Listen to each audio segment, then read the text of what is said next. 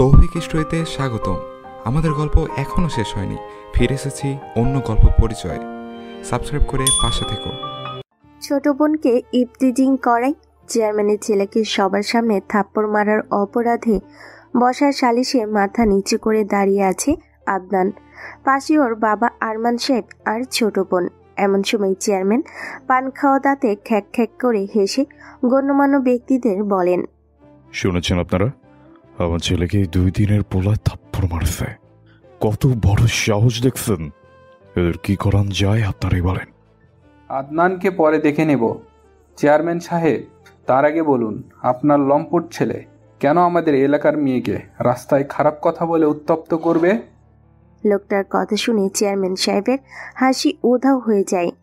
পাশে খাম্বার মতো দাঁড়িয়ে থাকা ছেলেটার দিকে রাগী চোখে তাকিয়ে আবারও খ্যাক খ্যাক করে হেসে বলেন, আরে ভাই সাহেব, ছেলে মানুষ, বয়সের দোষে একটু একটু করবই, তা বলে আরমান ভাইয়ের গুন্ডা ছেলে আমার ছেলেকে মারবে? হ্যাঁ, এটা কোনো কথা?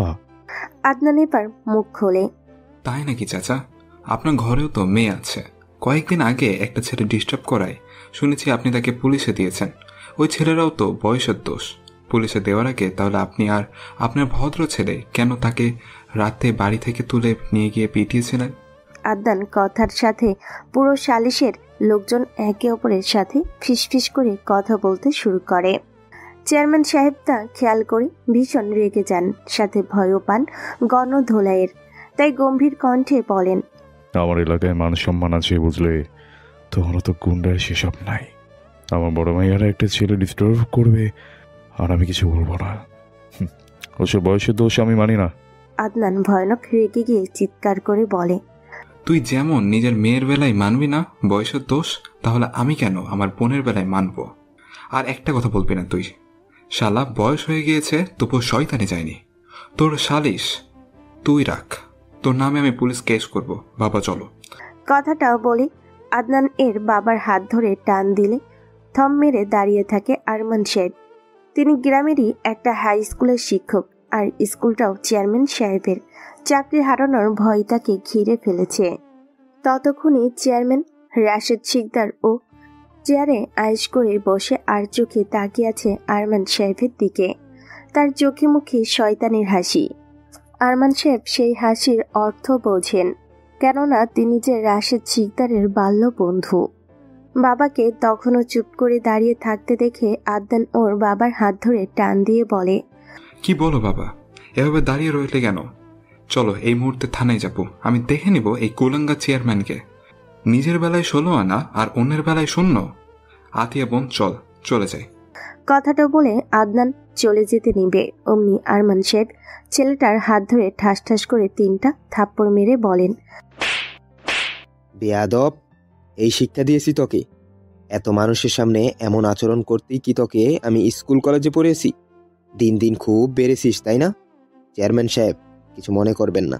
চেয়ারম্যান রাশেদ শিকদার খিলখিল করে হেসে বলেন, আরে না না মাস্টার, আমি কি আর মনে করব? ছেলে বেয়াদে বলে বাবার দোষ থাকে না, মায়ের কারণে ওরকম হয়। তোমার বোর্ডে গিয়ে শাসন করবে। আর আদনান, তুই আমাদের এলাকার স্কুল মাস্টারের ছেলে বলে ছেড়ে দিচ্ছি। এরপর আমার ছেলের চারিদিকে যদি তোমায় দেখি তাহলে পুলিশে দিব। কথাটা বলে চেয়ারম্যান তার ছেলে আর লোকবল গাড়িতে করে চলে যেতে আদনান খুব মিশ্রিত কণ্ঠে ওর বাবাকে বলে, ছি বাবা ছি, আমার ভাবতেই ঘৃণা হচ্ছে। তোমার মতো এত সৎ একজন স্কুল মাস্টার কিনা ক্ষমতার সামনে মিথ্যা আর অন্যায় প্রতিবাদ করতে ভয় পেল। আরমান সাহেব ছেলের দিকে কড়া চোখে তাকিয়ে বলেন, চুপ কর তুই। তোর একটা কথা আমার শুনতে ইচ্ছে করছে না। কে বলেছিল তোকে ওই রাশেদ শিকদারের ছেলের সাথে ঝামেলা করতে? আতিয়া আমার মেয়ে, আমি বুঝে নিব। সবকিছু তুই আর মাথা ঘামাবি না। দূর হয়ে যা আমার চোখের সামনে থেকে। কথাটা বলে আরমান সাহেব মেয়ের হাত ধরে টানতে টানতে নিয়ে যান। আদনান খানিকক্ষণ পাথরের মতো দাঁড়িয়ে থেকে আশেপাশে তাকায়, সবাই চলে গিয়েছে। এমন সময় পেছন থেকে একটা হাত ওর কাঁধ স্পর্শ করতেই শিউরে ওঠে, পেছনে তাকায়। এলাকার স্কুলের সামনে চাওয়ালা রহিম চাচা দাঁড়িয়ে আছে। আদনান তাকে দেখে মাথাটা নিচু করে ফেলে।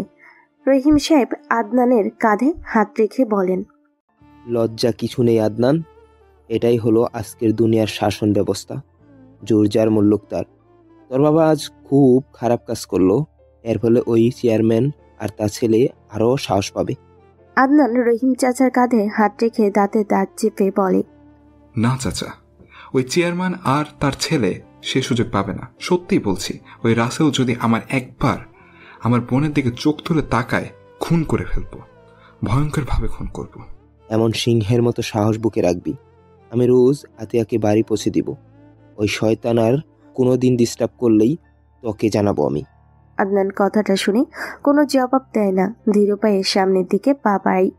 এমন সময় পেছন থেকে রহিম সাহেব বলেন, কথার জবাব না দিয়ে কই চললি রে আদনান? বাড়িতে তোর বাপ জায়গা দিবে বলে মনে হয় না। আমার বাড়ি চল। আদনান অদ্ভুত ভঙ্গিতে হেসে বলে, কামারের দোকানে যাচ্ছি চাচা, বড় একটা রামদা বানাতে দেব। কুকুরের লেজ কখনো সোজা হয় না। আজকের ঘটনার পর ওরা বাবা ছেলে হয়তো আমার বোনটার উপর ঝাঁপিয়ে পড়তে পারে। আগাম প্রস্তুতি নিয়ে রাখতে হবে। কথাটা বলে আদনান চলে যায়। রহিম সাহেবও চলে যান দোকানে। দুপুর গড়িয়ে সন্ধ্যা নেমে এসেছে, তবু বড় ভাইকে আসতে না দেখে বিচলিত হয়ে ছুটে যায় আতিয়া ওর বাবার কাছে। মেয়েকে ছুটে আসতে দেখে আরমান সাহেব বলেন, কি হলো রে মা, এমন করে ছুটে আসলি কেন? বাবা, আমার কেমন যেন ভয় করছে। বড় ভাইয়া তো এখনো বাসায় ফিরল না। চেয়ারম্যান চাচা রেগে গিয়ে ভাইয়াকে পুলিশে দিল না তো আবার? যা পারে করুক, ওই বেয়াদবটাকে সালিশে না নিয়ে যাওয়াই ভালো ছিল। শুধু শুধু উত্তপ্ত করে তুলল পরিবেশটা। আতিয়া ওর বাবার দিকে বেশ খানিকক্ষণ তাকিয়ে থেকে বিস্ময়কর কণ্ঠে বলে, এ কি কথা শুনছি আমি বাবা তোমার মুখ থেকে? তুমি কি আমার সেই আদর্শ বাবা, যে কিনা আমাদের সব সময় সত্যের পথে চলতে আদেশ দিত? ওই চেয়ারম্যানের ছেলে আমাকে রোজ বিরক্ত করে, খারাপ কথা বলে, ভাইয়াকে বলায় একটা থাপ্পড় মেরেছে। এটা কি অন্যায়? আরমান সাহেব মেয়ের কথা শুনে বেশ রেগে যান। রাগান্বিত কণ্ঠে বলেন, হ্যাঁ অন্যায়। তোদের বাবা একজন সামান্য স্কুলে মাস্টার, আর ওরা হলো বড় লোক ক্ষমতাধর। ওদের অন্যায়ের প্রতিবাদ করলে আমাদের বিপদ। চুপচাপ মানিয়ে নিয়ে চলতে হবে। স্বামীর চিৎকার আর উত্তেজিত কণ্ঠ শুনে রান্নাঘর থেকে ছুটে আসেন রাহেলা বেগম। স্বামী আর ছোট মেয়ের দিকে তাকিয়ে বুঝতে চেষ্টা করেন বাবা মেয়ে হঠাৎ কি নিয়ে এত রাগারাগি করছে। আরমান সাহেব স্ত্রীর চাহনি দেখে বলেন, অমন করে মুখ চাওয়াচাই করছো কেন রাহেলা? কিছু বলবে? বলতেই তো ছুটে এলাম। আজ হঠাৎ মাস্টার সাহেবের মেজাজ খারাপ হয়েছে কেন? এতদিন তো ছেলের সাথে রাগারাগি করতে, আজ দেখছি মেয়ের সাথে শুরু করেছো। তুমি আর রাগিয়ে দিও না তো। ছাত্রী থেকে বউ হয়েছো, সুতরাং আগে সম্মান দিবে। এখন যাও, রান্নাটা শেষ করে ফেলো, ক্ষুধা পেয়ে গিয়েছে আমার। রাহেলা বেগম কিচেনে যেতে যেতে জোরেই বলেন, যে বাজার নিয়েছো ওসব দিয়ে আর কি বা রান্না করব? এমন ভাব করে যেন গরু কিনে এনে দিয়েছে। আরমান সাহেব স্ত্রীর কথা শুনেও না শোনার ভান করে মেয়ের দিকে তাকিয়ে বলে, তুই আবার এখন খাম্মার মতো দাঁড়িয়ে আছিস কেন? সন্ধ্যা হয়েছে, পড়তে বস গিয়ে। না বাবা, ভাইয়া বাসায় না ফেরা পর্যন্ত পড়ার মন বসবে না। তুমি একটু যাবে বাইরে, আশেপাশ থেকে খুঁজে দেখে আসো না ভাইয়া কোথায় আছে। পারবো না আমি। আর তোর ভাইয়ের পকেটে ফুটো পয়সা নেই খাওয়ার মতো, তাই ক্ষুধা পেলে আপনি আপনি বাড়িতে চলে আসবে। তুই গিয়ে বই নিয়ে বস, আমি আসছি। আতিয়ার আজ কেন যেন সাহস বেড়ে গেছে। ওর বাবার কথাও উপেক্ষা করে মেন গেটের দিকে যেতে নেবে, অমনি আরমান সাহেব ছুটে গিয়ে মেয়ের হাত ধরে টেনে গম্ভীর কণ্ঠে বলেন, মা আতিয়া, তুই কিন্তু এখন বেশি বেশি করছি। আমি তোর বাবা, আমার কথার উপর তুই কথা বলিস। আমি বারণ করা সত্ত্বেও তুই এই ভোর সন্ধ্যা বাড়ি থেকে বের হতে নিচ্ছিস। তুমি নিতে বাধ্য করছো বাবা। ভাইয়া এখন বাড়ি ফিরল না, তুমি বাবা হয়ে কিভাবে বসে আছো চুপচাপ? তোমার ভয় করছে না ভাইয়াকে চেয়ারম্যান কিছু করে ফেললে? আরমান সাহেব কিছু বলতে যাবেন, তার আগে বাড়ির মেন গেট দিয়ে প্রবেশ করে আদনান। ভাইকে দেখে আতিয়া ছুটে যায়। আদনান বোনের মাথায় হাত বুলিয়ে দিয়ে বলে, কি রে আতিয়া, পড়তে বসিসনি এখনো তুই? পড়া পরেও করতে পারবো, তার আগে বলতো ভাইয়া তুই কোথায় ছিলি আজ সারাদিন? আর হাতে কাগজে মোড়ানো ওটা কি? সেটা তোর তো না জানলেও চলবে। আমি আর যাই হোক বাবার মতো ভীতু নই। ওই রাসেলের বাচ্চা যদি তোর দিকে আরেকবার তাকায় তবে আমাকে বলবি, ওর চামড়া আমি তুলে নেব। হয়েছে, তোর আর চামড়া তুলতে হবে না। ঘরে গিয়ে আয়নায় নিজের চেহারাটা একবার দেখ, পুরোই মাস্তানের মতো। এমন ছেলে আমার ভাবলেই ঘৃণা হয়। তোমার ঘৃণা হয় তাতে আমার কিচ্ছু যায় আসে না। আমি তোমার বিছানায় ঘুমাই না। আর শোনো বাবা, আমি তোমাকে একজন আদর্শ শিক্ষক হিসেবে চিনি। নিজের সৎ আদর্শ ওইসব 2 নম্বর চেয়ারম্যানের কাছে বিকিয়ে দিও না, এটা অনুরোধ। কথাটা বলে আদনান হনহন করে ঘরে চলে যায়। আতিয়াও বেশ ফুরফুরে মেজাজে ঘরে যায়। আদনান সাহেব মাথায় হাত দিয়ে সোফায় বসা। আজ বেশ চিন্তিত তিনি। কিচেনের আড়াল থেকে স্বামীকে চিন্তিত দেখে রাহেলা বেগম আদা দিয়ে কড়া লিগারের 1 কাপ লাল চা নিয়ে এসে স্বামীর দিকে এগিয়ে দিয়ে বলে, চা নিয়ে এসেছি, হাতে নাও। আর এমন মাথায় হাত দিয়ে বসলে কেন? কিছু ভাবছো নাকি? হ্যাঁ, অনেক কিছু ভাবছি। আজ সারাদিন কিভাবে কেটে গেল, রাত নামলো তবু তার বেশ কাটলো না। সময় কারোর জন্য অপেক্ষা করে না আদনানের বাবা। অত চিন্তার কিছু নেই। নতুন মাসে শুরু হয়েছে মাত্র, বাজার এখন অনেক আছে। আমি 1 সপ্তাহ চালিয়ে নিব। তুমি বুঝতে পারছো না রাহেলা, আমি বাজারে চিন্তা করছি না। আর ছেলেটা ভয়ানক এক কাজ করেছে, এর কারণে ওর জীবনটা না হয় চলে যায়। রাহেলা বেগম এবার বেশ সিরিয়াস মোডে স্বামীর দিকে তাকিয়ে আমতা আমতা করে বলেন, মা মানে কি বলতে চাইছো তুমি আদনানের বাবা? চেয়ারম্যানের সাথে কি ঝামেলা হয়েছে? না হয়ে কি আর উপায় ছিল? তোমার ছেলেটাই তো সব তালগুল পাকিয়ে দিল। বয়স কম, জানে না হয়তো এই রাশেদ শিকদার কতটা ভয়ঙ্কর খুনি। তার উপর ওর স্কুলেরই আমি চাকরি করি। মেয়েটাকে বিয়ে দিয়ে দিই, তাহলেই আর ঝামেলা হবে না। কি দরকার মেয়েকে নিয়ে ওদের সাথে লাগতে যাওয়ার? কি বলছো এসব রাহেলা? আতিয়ার স্বপ্ন ও বড় হয়ে ডাক্তার হবে।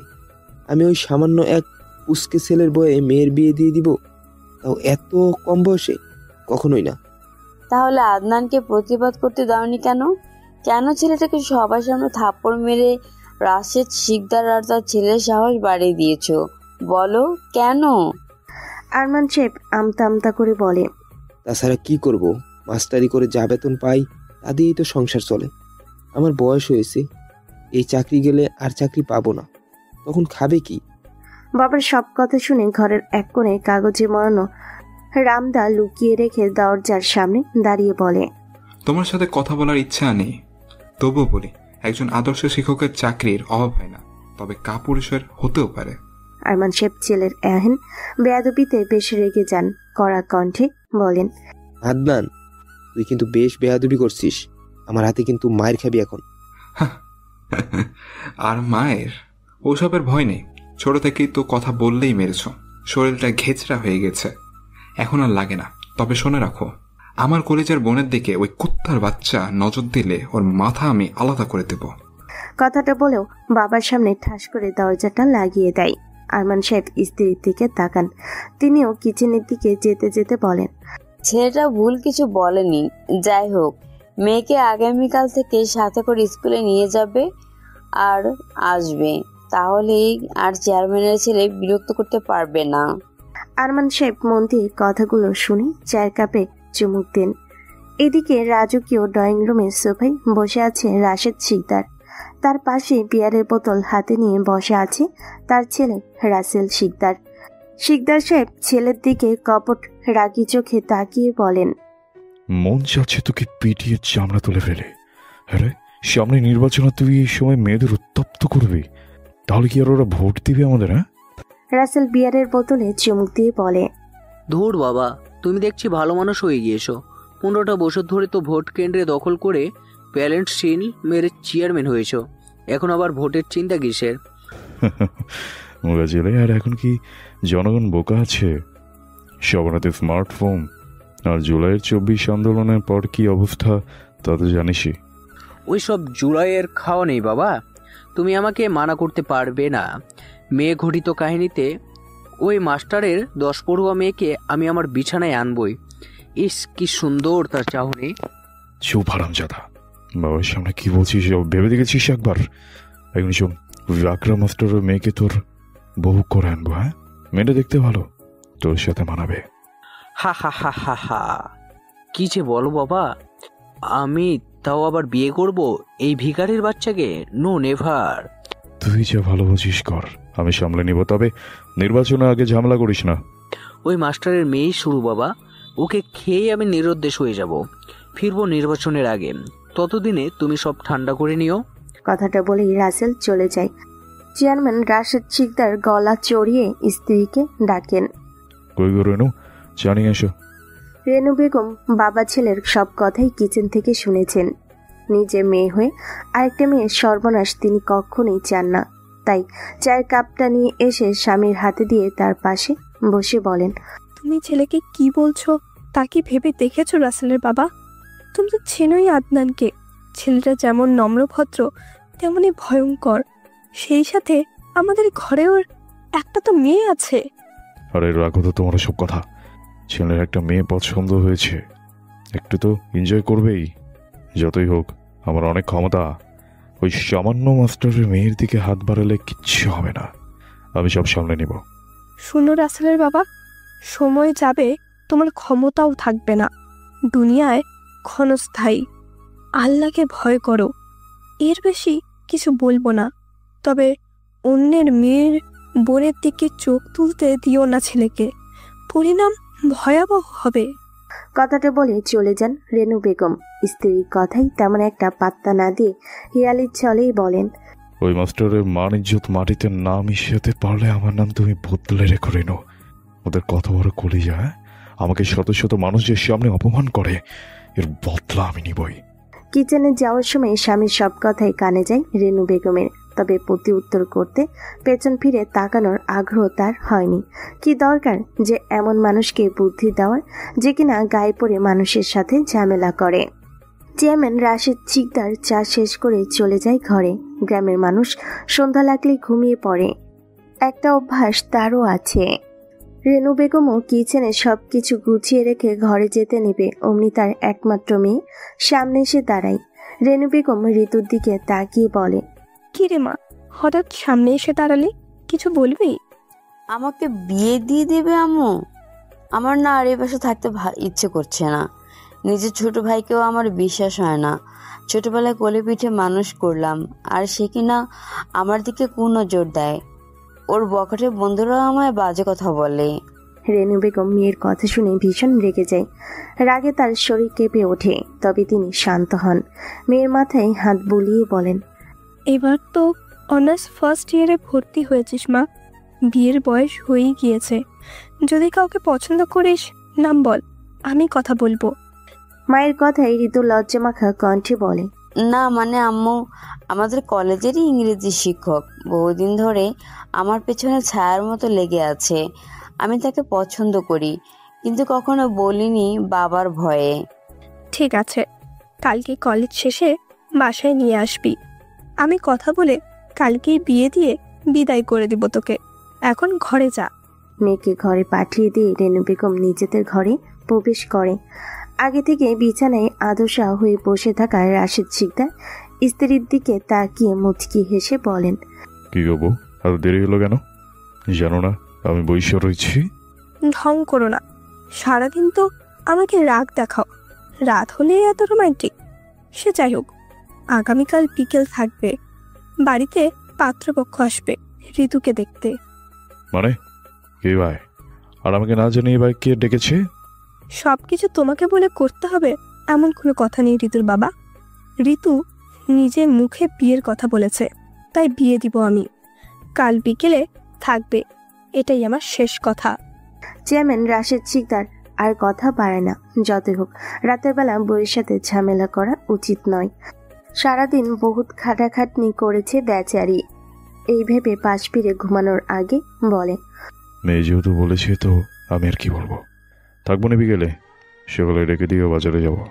ভোরবেলা দরজায় ঠকঠক শব্দ শুনে আদনানের ঘুমটা ভেঙে যায়। দরজার ওপাশ থেকে ডাকছে আরমান সাহেব। ভোরবেলা ঘুমে ডিস্টার্ব হওয়ায় আদনানের বেশ রাগ হয়। তবু উঠে গিয়ে দরজা খুলে দিতে আরমান সাহেব বলেন, ভোর 5টা বাজে, জমিদার ছেলে নও, তুমি যে সকাল 10টা পর্যন্ত ঘুমাবে। নামাজটা পড়ে ভার্সিটির দিকে রওনা হও। তুমিও কোনো নবাবের বংশধর নয় যে তোমার হুকুম কড়ায় গড়ায় মানতে হবে। মাকে গিয়ে বলো রান্না করতে, নামাজ পড়ে আমি ঘুমাবো। আর আমি কিন্ডারগার্টেনে পড়ি না যে সকালে যেতে হবে। কথাটা বলে আদনান ওর বাবার মুখের উপর দরজাটা বন্ধ করে দিয়ে নামাজ পড়ে নেয়। দূর থেকে বাবা ছেলের কথা শুনে বেশ খারাপ লাগে রাহেলা বেগমের। তবুও তিনি চুপচাপ লাল আটার রুটি বানাতে বানাতে বলেন, হয়েছে, আর খাম্বার মতো দাঁড়িয়ে না থেকে খেতে বসো। তোমার আর মেয়ের স্কুলের সময় হয়ে এলো। আরমান সাহেব মেয়েকে নিয়ে নাস্তা করে বের হন বাড়ি থেকে। আতিয়া ওর বাবার সাইকেলের পেছনে বসে বলে, সকালে না নিয়ে আসলেও চলতো বাবা। ওই রাসেল সকালে আমার সামনে আসে না, আমি বান্ধবীদের সাথে চলে যেতাম। কুলাঙ্গারগুলো কখন কোথায় বসে থাকে মা, তার ঠিক নেই। আমিই তোকে নিয়ে যাব, আমি তোকে নিয়ে আসবো, চিন্তা করিস না। আতিয়া আর কথা বাড়ে না, বাবাকে পেছন থেকে চেপে ধরে রাখে আর আফসোস করে বাবার যদি একটা মোটরসাইকেল থাকতো। এদিকে ঘুম থেকে উঠেই বাড়িতে এলাহি আয়োজন দেখে রাসেল ওর বাবার সামনে গিয়ে বলে, বাবা, আজ বাড়িতে এত আয়োজন, আমাকে বিয়ে দিবে নাকি?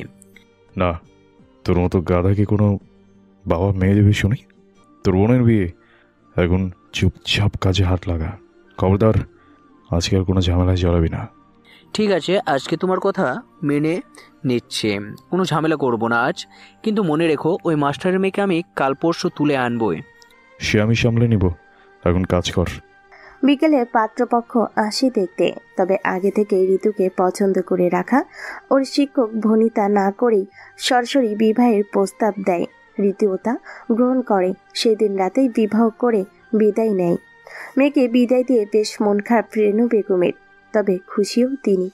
এদিকে মেয়েকে স্কুল থেকে নিরাপদে আনতে পেরে আরমান সাহেব বেশ ফুরফুরে মেজাজে আছেন। আদনান তখনও বাড়ি ফেরেনি, বন্ধুর সাথে চায়ের দোকানে আড্ডা দিচ্ছে। সবগুলোই ওর ছোটবেলার বন্ধু। এমন সময় তৌফিক বলে ওঠে, কিরে আদনান, শুনলাম আতিয়াকে ওই চেয়ারম্যানের ছেলে বিরক্ত করছে। হ্যাঁ, থাপ্পড়ও মেরেছিলাম। বিচারে আমাদের ডাকতি, ওই শালা চেয়ারম্যানের 12টা বাজিয়ে দিতাম। প্রথম তাই বাদ দে, এরপর চোখ তুলে তাকালে বাবা ছেলের মুন্ডু কেটে ফুটবল খেলবো আমি। তৌফিক আর কথা বাড়ায় না আদনানের রক্তচক্ষু দেখে, কেননা সে বেশ ভালোভাবেই জানে আদনানের রক্তচক্ষু মানে ভয়ঙ্কর মারামারি। শোন, তোরা একটু খেয়াল রাখিস, রাসেলের ওপর বিশ্বাস নেই বুঝলি, রাত দিন নেশা করে, তাই এখনো ভয় আছে। চিন্তা নেই বন্ধু, আমরা তো আছি। এখন বাড়ি যা, নয়তো আঙ্কেল বাড়ির গেট লাগিয়ে দিবে। কথাটা বলেই হা হা করে হেসে ওঠে তৌফিক। আদনানও চায়ের দামটা মিটিয়ে দিয়ে ফিরে আসে বাসায়। আরমান সাহেব আজ আর ছেলেকে কিছু বলে না, কেননা তিনি বুঝেছেন এই ছেলে আর যাই হোক তার কথা শুনবে না। তবে রাহেলা বেগম ছেলে মুখোমুখি দাঁড়িয়ে কড়া কণ্ঠে বলেন, রাত কয়টা বাজে আদনান? 9টা বাজে আম্মু। কাল থেকে 8টার সময় বাসা আসবি। এর এক মুহূর্ত দেরি করলে তোর খাওয়া বন্ধ করে দিব, বলে দিলাম। আদনান মুচকি হেসে বলে, শুধু শুধু কেন মিথ্যা বলো আম্মু? আমি না খেলে তুমি নিজেও খাবে না, তা আমি জানি। যাই হোক, ক্ষুধা পেয়েছে, খাবার দাও, খেয়ে ঘুমাবো। সাদে বসে মদের বোতলে চুমুক দিতে দিতে রাসেল বিবি করে বলে, ধুর শালা, আর সারাদিন কাজ করতে গিয়ে ওই মাস্টারের মেয়ের দেখাই পেলাম না। কালকে আর ওকে ছাড়বো না, খুবলে খুবলে খাবো আমি। হা হা হা। আদনান, তোর বোনের ওই বিকৃত চেহারা দেখার জন্য প্রস্তুত হয়ে নে। হা হা। বিছানায় শুয়ে আছে আদনান। একটু আগে রাহেলা বেগম জোর করে খাবার খাইয়ে দিয়ে গিয়েছে। বেশ খানিকক্ষণ বিছানার এপাশ ওপাশ করেও ঘুমাতে না পেরে উঠে বসে লাইট জ্বালিয়ে পড়ার টেবিলে বসে। হাতে তুলে নেয় একটা বই। পড়ার কোনো ইচ্ছে নেই, তবু বইয়ে চোখ বুলিয়ে নিতে থাকে। কথায় আছে না, ঘুম না এলে বই পড়তে বসো, আপনি ঘুম চলে আসবে। আদনানেরও তাই হলো। ঘুমহীন চোখে নিমিষেই ঘুম চলে আসে। ফজরের আজানের শব্দে আদনান ঘুম থেকে উঠে বসে। ওর বাবা এখনো ডাকেনি, হয়তো রাগ করেছে ওর ব্যবহারে, তাই সেও আর না ডাকতে কি অজু করে এসে নামাজটা পড়ে নেয়। তারপর বিছানায় ঘুমাতে যাওয়ার আগে ওর চোখ পড়ে খাটের কোণায় কাগজে মুড়িয়ে রাখা রামদায়ের দিকে। এগিয়ে গিয়ে কাগজটা খুলতেই বেরিয়ে আসে ওর দাদার আমলের ব্রিটিশ কোম্পানির লোহার তৈরি রামদা। চকচকে রামদা ওপাশ এপাশ দেখতে দেখতে আদনান বিড়বিড় করে বলে, তোকে আমি বানিয়েছি এই চেয়ারম্যান রাশেদ সিকদার আর তার কুলাঙ্গা সন্তান রাসেলের রক্তে গোসল করার জন্য। আমার বোনের দিকে ওরা আর একবার হাত বাড়ালে টুকরো টুকরো করে ফেলবো। এমন সময় দরজার কড়া নাড়ে ওর আম্মু রাহেলা বেগম। আদনান দ্রুত রামদা কাগজে মুড়িয়ে খাটের কোনায় রেখে দরজা খুলে দেয়। কি রে বাবা, আজ এক ডাকে উঠে পড়লি যে, ঘুমাসনি রাতে? হ্যাঁ, নামাজ পড়ে বিছানায় বসছিলাম, মাত্র অমনি তুমি কড়া নাড়লে। রাহেলা বেগম ছেলের ঘরের মধ্যে প্রবেশ করে বিছানায় বসেন। আদনান নিজেও ওর আম্মুর পাশে বসে। ছেলের হাতটা তিনি নিজের হাতের মধ্যে নিয়ে বলেন, তোর বাবার ব্যবহারে কষ্ট পাস না আদনান। তিনি ভীষণ রকমের ভীতু। তিনি তার চাকরি হারানোর ভয়ে অন্যায়ের প্রতিবাদ করেননি। তবে তুই বাবা তার মতো হবি না। আতিয়ার দিকে ওই চেয়ারম্যানের ছেলে আর একবার চোখ তুলে তাকালে চোখ তুলে ফেলবি। এটা তোর আম্মুর আদেশ। আদনান ওর মায়ের গালে হাত দিয়ে বলে, আমি এইটাই আশা করেছিলাম আম্মু। ওরা বারবার একই কাজ করতে মজা পায়। আমি চাই ওদের মনে একবার ভয় ঢুকিয়ে দিতে। যাই হোক, পরে দেখা যাবে ওসব। এখন শোন, তোর বাবার বয়স হচ্ছে, তেমন রোজগার নেই। সবাই এখন হ্যান্ডসাম শিক্ষকের কাছেই পড়তে চায়। তুই টিউশনি শুরু কর। হ্যাঁ, ভেবেছি আম্মু, করব। তুমি ওসব নিয়ে ভেবো না তো। তোমার রান্নার জন্য বাজার করে নিয়ে দিচ্ছি, ওতেই খুশি থাকো। মেয়ে মানুষ অত টাকা টাকা করবে না, এতে সংসারের উন্নতি হবে না। ছেলের কথায় রাহেলা বেগম মুখটা গোমরা করে বলে, টাকা টাকা কি আমার জন্য করি? টাকার অভাব বড় অভাব, বুঝলি?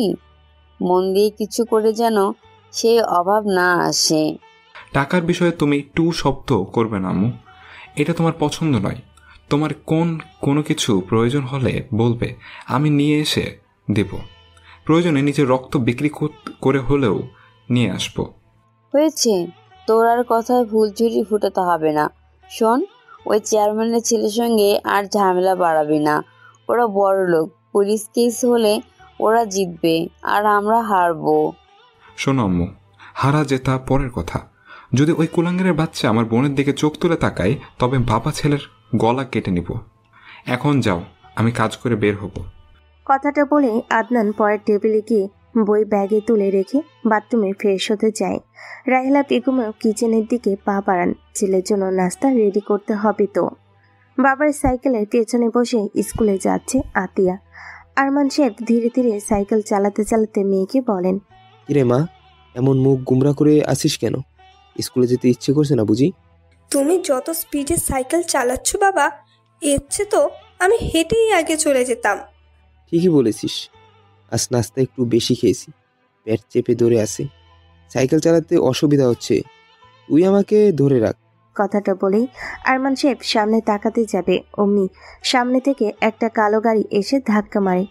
আশঙ্কিক এমন ধাক্কায় আরমান সাহেব মেয়েকে নিয়ে 10 হাত দূরে ছিটকে পড়ে যান। আতিয়া সাইকেল থেকে রাস্তায় পড়ে সরাসরি মাথায় আঘাত লেগে ভীষণ জোরে একটা চিৎকার দিয়ে সেন্সলেস হয়ে যায়। আরমান সাহেবও ব্যথায় কাতরাতে শুরু করেন।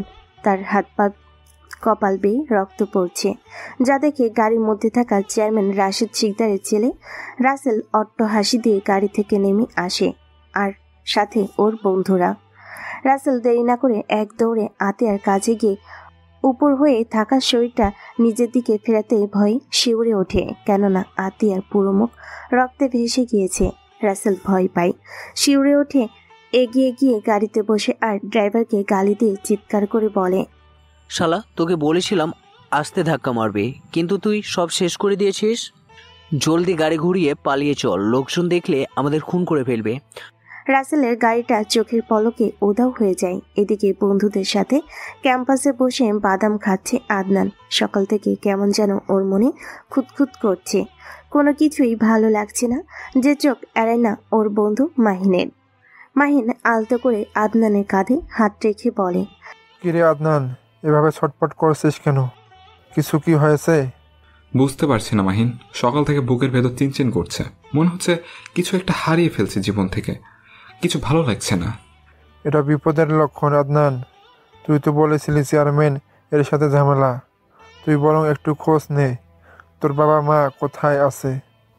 আদনান কাঁপা কাঁপা হাতে পকেট থেকে বাটন ফোন বের করে ডায়াল বাটনে ক্লিক করতে নিবে, অমনি হন্তদন্ত হয়ে ছুটে আসে আদনানের এলাকার ছোট ভাই রাফি। আদনান এগিয়ে গিয়ে রাফিকে বলে, কিরে রাফি, এমনি দৌড়ে আসছিস কেন? রাফি হাঁপাতে হাঁপাতে বলে, বাবা ভাইয়া রাসেল আরমান চাচা আতিয়াকে গাড়ি মেরে দিয়ে চলে গিয়েছে। আতিয়ার অবস্থা ভালো না ভাইয়া, হসপিটালে ভর্তি। তো তুমি জলদি চলো, চাচা হসপিটালে পাগলের মতো করছে। রাফির মুখ থেকে কথাটা শুনে আদনান পাথর হয়ে যায়। দিক বিদিক শূন্য মতো শস্য করে ওঠে, মাটিতে লুটিয়ে পড়তে যাবে অমনি মাহিন চেপে ধরে, ধাক্কা দেয়। সঙ্গে সঙ্গে আদনানের হুঁশ ফিরে আসে। দ্রুত মাহিনের কাছ থেকে নিজেকে ছাড়িয়ে নিয়ে হুঙ্কার দিয়ে বলে, রাসেল, আমার বোন আর বাবার কিছু হলে তোদের বাবা ছেলের লাশ আমি ফেলবো। রাফি, চল দ্রুত। কথাটা বলেই আদনান রাফির হাত ধরে ছুটতে থাকে পাগলের মতো।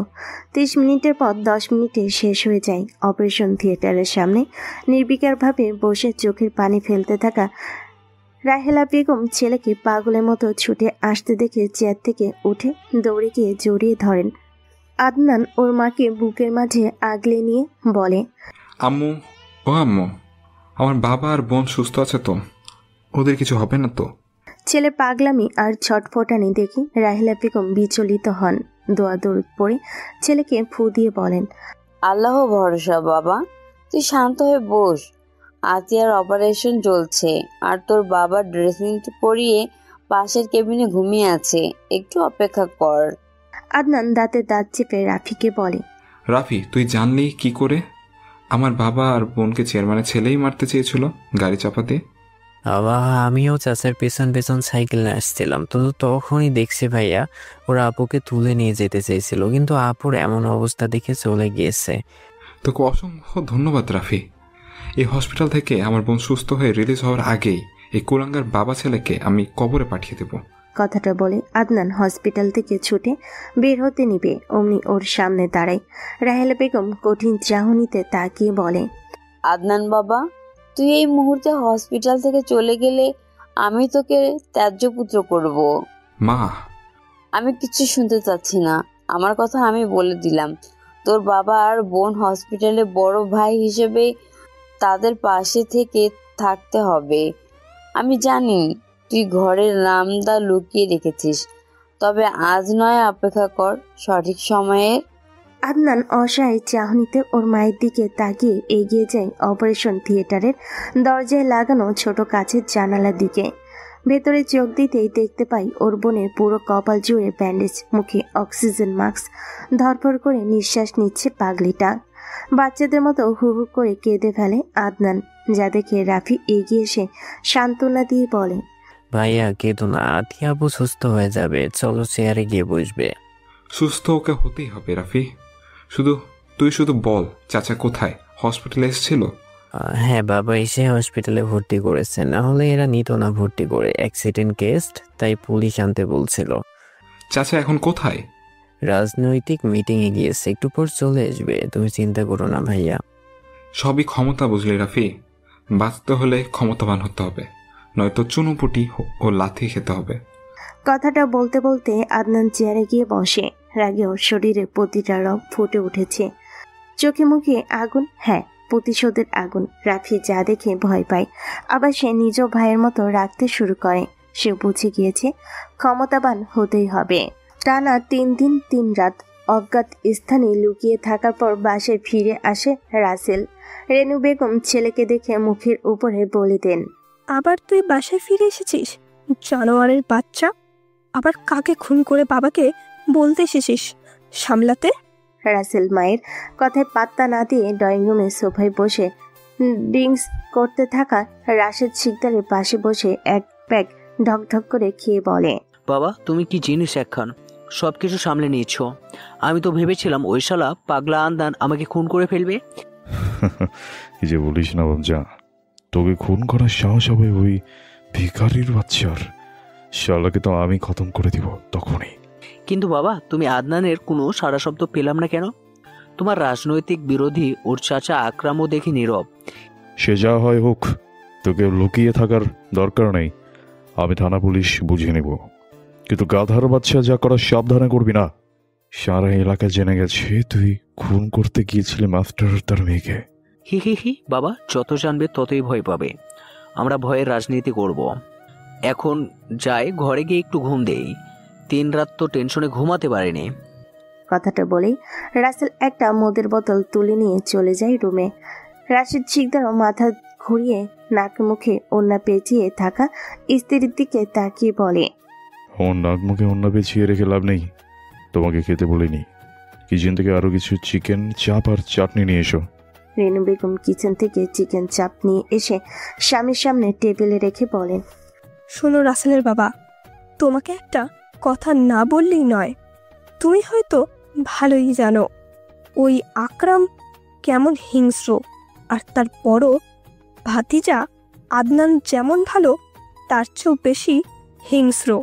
ওর বোন আর বাবার দিকে তোমরা বাবা ছেলে হাত দিয়েছ। পরিণতি যে কি হবে আল্লাহই ভালো জানে। রাশেদ শিকদার খেয়ে উঠে বলেন, যাও তো রেনু, চোখের সামনে থেকে যাও। তোমার বক বক আমি শুনতে চাই না। ওরা আমার বালও ছিঁড়তে পারবে না। তার আগেই তাদের মিথ্যে মামলায় জেলে ঢুকিয়ে দেব। রেনু বেগম অসহায় চাহনিতে স্বামীর দিকে কিছুক্ষণ তাকিয়ে থেকে চলে যান ঘরে। এদিকে বোনের কপাল থেকে ব্যান্ডেজ খুলে দিয়ে ডাক্তার নার্স খুবই সাবধানে মলম লাগিয়ে দিয়ে চলে যেতেই আদনান আতিয়ার পাশে বসে ধীর কণ্ঠে বলে, বোন, এখন কেমন বোধ করছিস তুই? ভালো ভাইয়া। বাবা কোথায়? পাশের ঘরে শুয়ে আছে। তার একটা পা হাত ভেঙে গিয়েছে। আমি বাবাকে দেখবো। ভাইয়া নিয়ে যাবে আমায়? বাবাকে কে বলেছিলি তোর নড়াচড়া করা যাবে না? কপালে অনেকগুলো সেলাই পড়েছে। ভাইয়া, ওই রাসেল আমাদের সাথে এমন করলো কেন? আমরা তো ওর কোনো ক্ষতি করিনি। স্বভাব চরিত্র বলে কিছু আছে আতিয়া। ওদের অন্যের ক্ষতি করাটা স্বভাবে পরিণত হয়েছে। সেসব বাদ দে আপা, তুই শুয়ে থাক, আমি বাবাকে নিয়ে আসছি।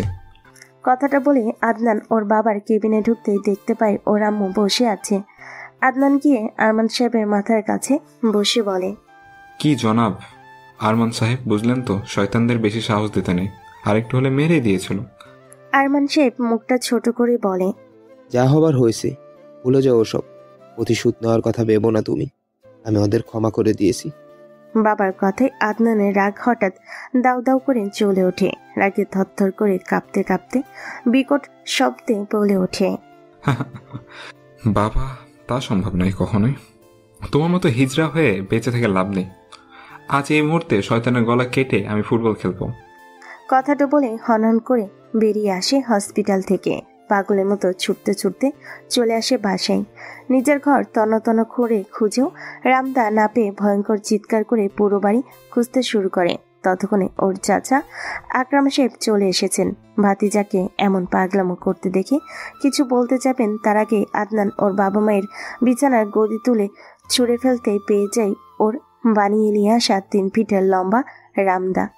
দ্রুত কোমরের মাঝে রামদাটা ঢুকিয়ে নিয়ে ওর চাচাকে পাশ কাটিয়ে হনহন করে দৌড়াতে শুরু করে। পেছন থেকে আকরাম খান বারবার ডাকলেও তা কানে তোলেনি। এদিকে সকাল সকাল রেনু বেগম চলে গিয়েছেন মেয়ের বাড়ি। রাশেদ শিকদার তার ছেলে রাসেল আশ করে বাগানে বসে মদের বোতলে চুমুক দিয়ে প্লেট থেকে চিকেন লেগ পিস নিয়ে চিবুতে নিবে। অমনি ওর সামনে এসে দাঁড়ায় আদনান, হাতে রামদা, চোখে মুখে আগুনের ফুলকি। হঠাৎ মূর্তিমান আদনানকে দেখে থরথর করে কেঁপে ওঠে রাশেদ শিকদার আর রাসেলের শরীর। আদনান চিৎকার করে এগিয়ে গিয়ে রাসেলের গলা টিপে ধরতেই শূন্যতে ভাসিয়ে বলে, কি ভেবেছিলি তুই আমার বোনকে মেরে দিয়ে এই দুনিয়ায় শান্তিতে থাকবি? আমি ভাই হিসেবে হতে দিব না রে, কখনোই দিব না। কথাটা বলে ছুঁড়ে ফেলে দেয় আদনান। হাতে থাকা রামদা নিয়ে এগিয়ে গিয়ে বিদঘুটে হাসি দেয়, এলোপাতারি কোপাতে শুরু করে। প্রতিটা কোপে ছিন্ন ভিন্ন হয়ে যায় রাসেলের মাথা, হাত পা। অগণিত কোপ খেয়ে রাসেল নিস্তেজ হয়ে যেতেই পেছন ফিরে তাকাই মদ খেয়ে আধোমাতাল হয়ে থাকা চেয়ারম্যান রাশেদ শিকদারের দিকে। হাতে তখনও মদ আর চিকেন লেগ পিস। আদনান খিলখিল করে হেসে বলে, রাশেদ শিকদার, হ্যাঁ হ্যাঁ, এবার তোকে কে বাঁচাবে? বল, কে বাঁচাবে? আমার বোনের দিকে তোর ছেলে চোখ দিয়েছিল বলে ওর চোখ তুলে নিয়েছি। এবার তোর পালা। কথাটা বলেই আদনান হিংস্রতার সাথে কোপাতে শুরু করে রাশেদ শিকদারকে। প্রতিটা কোপে গগন ফাটানো চিৎকার, কেঁপে ওঠে পুরো বাগান বাড়ি। শত শত কোপে ছিন্ন ভিন্ন হয়ে যায় শয়তানের দেহ। তবুও থামছে না আদনান। পাগলের মতো কোপ দিতে দিতে হঠাৎই থেমে যায়। চোখ পড়ে ওর চাচা আকরাম সাহেবের দিকে। তিনি ছুটে আসেন ওর দিকে। আদনানও ধীরে ধীরে চারিদিক তাকাতে পারছে না, সবকিছু কেমন যেন ঝাপসা হয়ে আসছে। হঠাৎ ধপাস করে মাটিতে লুটিয়ে পড়ে। আকরাম সাহেবও ভাতিজাকে মাটিতে লুটিয়ে পড়তে দেখে ঝড়ের গতিতে দৌড়ে এসে ধরে ফেলে। ততক্ষণে আদনান সেন্সলেস হয়ে গিয়েছে। আকরাম সাহেব দুটো লাশের দিকে তাকিয়ে বেশ ভয় পান। তার 20 বছরের রাজনৈতিক ক্যারিয়ারে কখনোই তিনি লাশ দেখেননি, আর ভাতিজা কিনা রাগের বশে দুজনকে খতম করে দিয়েছে। তিনি দ্রুত ফোনটা হাতে নিয়ে কল দেন তার ছেলে পেলেদের। কিছুক্ষণের মধ্যেই ওর আসে গাড়ি নিয়ে। আকরাম সাহেবও ভাতিজাকে নিয়ে চলে আসেন বাসায়। খুব গোপনে ডাক্তার নিয়ে এসে চেক আপ করান। অতিরিক্ত রাগের কারণে মাথার চক্কর দিয়েছে, সেই সাথে রক্তের অ্যালার্জি থাকায় সেন্সলেস হয়ে গিয়েছে আদনান। আকরাম সাহেব ডাক্তারকে বিদায় করে ডান বাম হাতে রক্তমাখা টি শার্ট প্যান্ট খুলে লুঙ্গি আর গেঞ্জি পরিয়ে দেন। তারপর নিজেও বেরিয়ে আসে গোপন রুম থেকে। এদিকে মেয়ে বাড়ি থেকে মেয়ে জামাই সহ রেনু বেগম বাগানে আসতেই স্বামী সন্তানের রক্তমাখা মাথাহীন শরীর দেখে বিকট এক চিৎকার দিয়ে জ্ঞান হারিয়ে ফেলেন। ঋতুর সঙ্গে সঙ্গে তাকে ধরে ঘরে নিয়ে যায়। সেই সাথে ঋতুর হাজবেন্ড পুলিশকে সব জানায়। সিসি ক্যামেরা ফুটেজ চেক করে ফেসবুকে ভাইরাল করে দেন। দেখতে দেখতে 2 দিন পার হয়ে গিয়েছে।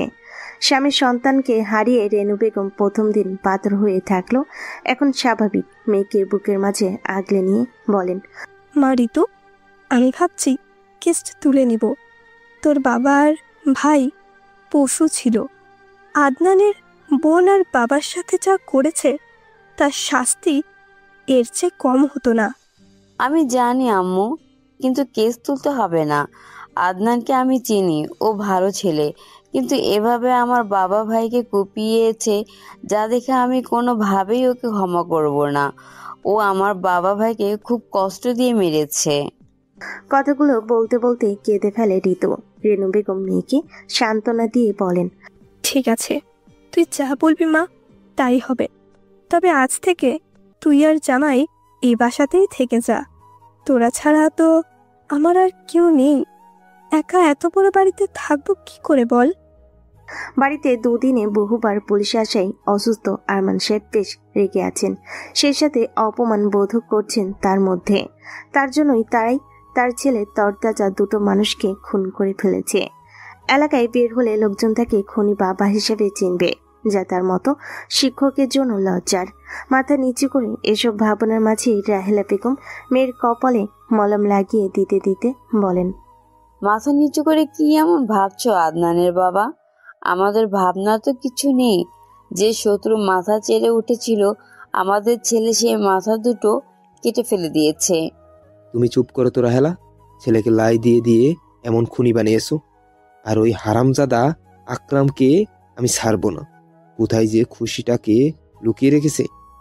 বাবা, তোমার দেখি রাগও আছে বাবা। যখন ওই চেয়ারম্যান আর তার ছেলে আমাকে দিনের পর দিন বিরক্ত করত, সালিশে বাজে কথা বলল, তখন তো তুমি বেশ নীরব ছিলে। তাহলে এখন কেন রাগ দেখাচ্ছ? শান্ত থাকো না। তুই বাস্তবতা বুঝতে পারিস না মা। খুনিকে লুকিয়ে রাখা অপরাধ। দেশের আইনের প্রতি শ্রদ্ধা রাখতে হয়। ও আইন মানি না আমি বাবা। আমার শ্রদ্ধা তা আমি জীবনেও করব না। এই আইন বড়লোকের টাকার কাছেই সীমাবদ্ধ। ওসব বাদ দাও মা। আমাকে একটা পেঁয়াজি বানিয়ে দিবে? খুব খেতে ইচ্ছে করছে। করে দিব, এখন ভাত খেয়ে নে মা। ভাতিজাকে 2 দিন লুকিয়ে রেখে আকরাম সাহেব সুস্থ করে ফেলেছেন। তবে বাড়ি থেকে বের করা যাবে না। চারদিকে পুলিশের কঠোর পাহারা। হবে নাই বা কেন? চেয়ারম্যানকে কুপিয়ে খুন করেছে বলে পুলিশ প্রশাসন নড়েচড়ে বসেছে। আকরাম সাহেব আদনানের দিকে তাকায়। বেচারা আশ করে মাটন লেগ পিস আর পোলাও খেতে খেতে গোপাল ভাঁড় দেখছে। এমন সময় আকরাম সাহেব বলেন, ভাতিজা, এত বড় হলি তবুও এই কার্টুন দেখা ছাড়লি না? কার্টুন দেখে ভাত না খেলে আমার চলেই না চাচা। তুমিও খেতে বসো।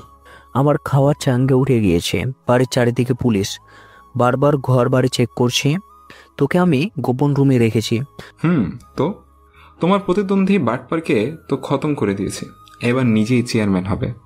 সামনে নির্বাচন, ততদিন না হয় এখনো লুকিয়ে থাকি। আকরাম সাহেব হঠাৎ ভাতিজার পাশে বসেন, হাত থেকে মোবাইলটা সরিয়ে রেখে গম্ভীর কণ্ঠে বলেন, শোন আদনান, তুই ঢাকা চলে যা। ওখানে আমার কিছু ক্যাডার বন্ধু আছে, ওদের দলে ঢুকে গ্যাংস্টার হয়ে ফিরে আয়। জানিসই তো, বাঁচতে হলে ক্ষমতাধর হতে হবে। আমি তাও আবার গ্যাংস্টার? দুটোকে টপকে দিয়ে আমি সেন্সলেস হয়ে গেছিলাম। ওসব আমি পারবো না চাচা। পারতেই হবে আদনান, নয়তো তোকে এই দেশের পুলিশ প্রশাসন ছাড়বে না। তোর খুনের ভিডিও পুরো দেশে ভাইরাল, পুলিশ ধরলেই ফাঁসি, নয়তো আজীবনের জন্য কারাদণ্ড। আদনান হাত থেকে লেগ পিসটা রেখে দিয়ে গভীরভাবে কিছু একটা ভাবে, তারপর ধীর কণ্ঠে বলে, ঠিক আছে চাচা, আমার যাওয়ার ব্যবস্থা করো। আমি গ্যাংস্টার হব, বাংলাদেশের টপ গ্যাংস্টার। আকরাম সাহেব ভাতিজার কাঁধে হাত রেখে বলেন, ঠিক আছে, এখনই তুই চলে যাবি ঢাকা। ওইখানে কুখ্যাত ডন মোডেন সরকার আমার পরিচিত বন্ধু। আগে বগুড়ায় ডন ছিল, এখন পালিয়ে আছে ঢাকায়। ওর সঙ্গে হাত মিলাবি। ঠিক আছে, ওসব নিয়ে তুমি ভেবো না, আমি সব সামলে নেব। তুমি আমার খাওয়ার ব্যবস্থা করো। আকরাম সাহেব দ্রুত বেরিয়ে যান গোপন রুম থেকে। বাড়ি থেকে বের হতে গিয়ে সামনে একদল পুলিশ।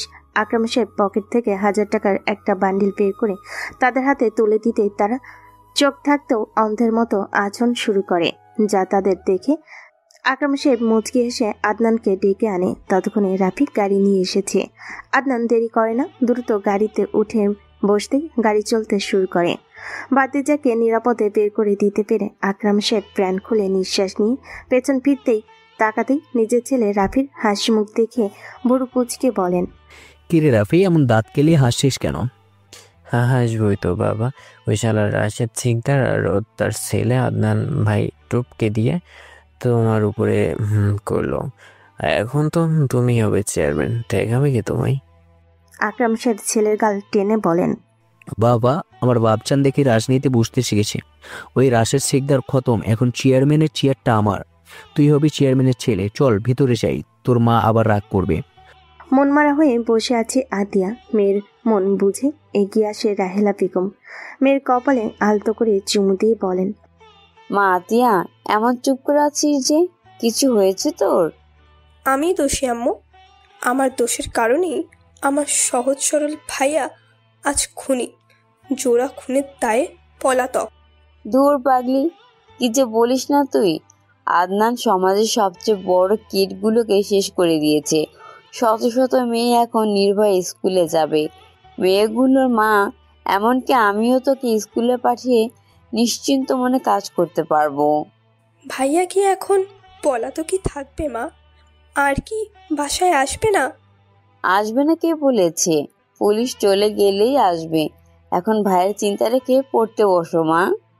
আতিয়া কিছু বলতে যাবে, তার আগে বেডরুম থেকে সদ্য বেরোনো আরমান সাহেব বলেন, তোর ভাই পুলিশ চলে গেলে বাসায় ঢুকলেও আমি নিজ হাতে ওকে পুলিশের হাতে তুলে দিব। আর যাই হোক, খুনিকে আমি আশ্রয় দিব না। আমি চাই না খুনির বাবা হতে, আর তোদের ওর সাথে কথাও বলতে দিব না। রাহেলা বেগম স্বামীর কথাই তেলে বেগুনে জ্বলে ওঠেন। হিংস্র বাঘিনীর মতো গর্জন করে বলেন, আদনানের বাবা, চুপ করো, জাস্ট চুপ। তোমার ওই মুখে আর একটা শব্দ শুনতে চাই না আমি। আদনান ওই কুলাঙ্গার গুলোকে শেষ না করলে তুমি আর আতিয়া আজ কবরে থাকতে। রাহেলা, বেশি বেশি বলছো কিন্তু। না, একটুও না। নিজে তো হিজড়ার মতো চাকরি বাঁচাতে সালিশের দিন নিজের ছেলে সঠিক হলেও মুখ খুলতে দাওনি, একটা সাপোর্ট করনি। এখন বড় বড় কথা বললো কোন মুখে? লজ্জা করে না? আরমান সাহেব স্ত্রীর এহেন কথায় লজ্জা পান, কি বলবেন ভেবে পান না। বেশ অসহায় অনুভব করেন তিনি। আর করবে নাই বা কেন? তার স্ত্রী তো সঠিক কথাই বলেছে। চুপচাপ তিনি সেখান থেকে চলে যান। যাওয়ার আগে বলেন, তোমাদের যা ভালো মনে হয় তাই করো, তবে আমি থানায় যেতে পারবো না। তোমাকে যেতেও হবে না। আমার হাত থেকে চুরিটা খুলে দেই, পরে নাও, বেশ মানাবে তোমাকে। তোমার মতো দ্বিতীয় পুরুষ আমি আর দেখিনি। ছি। কথাটা বলে রাহেলা বেগম মেয়ের হাত ধরে চলে যান ঘরে। আরমান সাহেব কতক্ষণ ভাবেন, তারপর নিজেও নিঃশব্দে ঘরে ভেতরে যান। গভীর রাতে ঢাকার একটা বিশাল বড় বাংলো বাড়ির সামনে এসে থেমে যায় গাড়ি। ড্রাইভার ঘাড় ঘুরিয়ে আদনানকে বলে, গাড়ি থেকে নেমে পড়, তোর ঠিকানায় চলে এসেছি। আদনান গাড়ি থেকে নামতে গিয়েও থেমে যায়। ড্রাইভারের কথা বলার ভঙ্গিটা ওর পছন্দ হয়নি। এদিকে আদনানকে নামতে না দেখে ড্রাইভার খেকিয়ে ওঠে, কিরে শালা, কানে শুনিস না?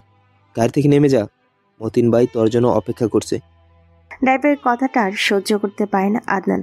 দুহাতে পেছন থেকে ড্রাইভারের গলা টিপে ধরে গাড়ির সিটের সঙ্গে, তারপর দাঁতে দাঁত চেপে বলে, শালাকে তোর শালা, মুখ সামলে কথা বলছি, নয়তো তোকে এবার কবর দিয়ে দেব। কথাটা বলে আদনান শরীরের সমস্ত শক্তি দিয়ে দুটো ঘুষি মারে ড্রাইভারের কাঁধে। তবে দুই ঘুষিতেই ওর প্রাণ ভোমরা বেরিয়ে যায়। আদনান মুচকি হেসে গাড়ি থেকে নামতেই ওর সামনে এসে দাঁড়িয়ে 10 জন বিশাল দেহী লোক। আদনান সবার দিকে এক পলক তাকিয়ে বলে, এভাবে সামনে খাম্বার মতো এসে দাঁড়ালি কেন রে? সামনে থেকে চলে যা, আমি মতিন ভাইয়ের সাথে দেখা করব। হা হা হা হা হা, বসের সঙ্গে দেখা করবে? এতটাই সস্তা পেয়েছিস আমাদের বসকে? আগে বল, কে তুই? আমি আকরাম সাহেবের ভাতিজা আদনান। তিনি আমার বন্ধু মতিন সরকারের সাথে দেখা করতে পাঠিয়েছে। আগে বলবি তো তুই আকরাম ভাইয়ের ভাতিজা? চল ভিতরে বস, বসে আসে। আর যে ড্রাইভারকে গাড়িতে মেরে দিলি, এটা কিন্তু ঠিক করলি না। আমি নতুন হলেও কখনোই খারাপ ব্যবস্থার সহ্য করি না। আমি সবসময় ভালো ব্যবহার করবে এবং আমার থেকেও তা ফিরে পাবে। চলো বসের কাছে। কথাটা বলেই আদনান নিজের বাড়ির ভিতর ঢুকে পড়ে। সোফায় মদের বোতল হাতে নিয়ে বসে থাকা মতিন সরকার আদনানকে দেখে চিনে ফেলে, কেননা বগুড়াতে বহুবার তার বন্ধু আকরামের সাথে দেখেছে। আদনানও এগিয়ে গিয়ে তার সামনে দাঁড়াতে মতিন সরকার ওর হাত ধরে নিজের পাশে বসিয়ে নিয়ে বলে, ভাতিজা, তুই জুলুম দুটো খুন করে ফেলছিস। আদনান কিছু বলতে যাবে অমনি রামিম বলে ওঠে, দুটো না বস, বলুন তিনটা। এটো ড্রাইভার কেউ একটু আগে মেরে দিয়েছে। মতিন সরকার আদনানের দিকে তাকিয়ে মুচকি হেসে বলে, তাই নাকি ভাতিজা? ওসব ড্রাইভার করে মানুষ হলো নাকি? শোন রামিম, লজ দুটোকে বুড়িগঙ্গা নদীতে ভাসিয়ে দিয়ে আমি ততক্ষণ কথা বলি ভাতিজার সঙ্গে। ওকে বস। কথাটা বলেই রামিম চলে যেতে নিবে অমনি আদনান বলে ওঠে, বস, লাশটাকে গুম করার প্রয়োজন নেই। ওটাকে তার পরিবারের হাতে বুঝিয়ে দিন। কি দরকার গুম করে ফেলার? বেহারার সবই ঠিক ছিল, শুধু কথা বলার ধরন আমাকে রাগ তুলে দেয়, তাই খুন করেছি। মতিন সরকার আদনানকে নিয়ে সোফায় বসে। দুজনই নিশ্চুপ। এমন সময় আদনান বলে, বস, আকরাম চাচা আমাকে আপনার কাছে পাঠিয়েছিল এই পুরো দেশকে শাসন করার জন্য। আমাকে আপনার দলে যুক্ত করে নিন। ভাতিজা, আমি বুঝতে পেরেছি তোর রক্তে নেশা ধরে গিয়েছে।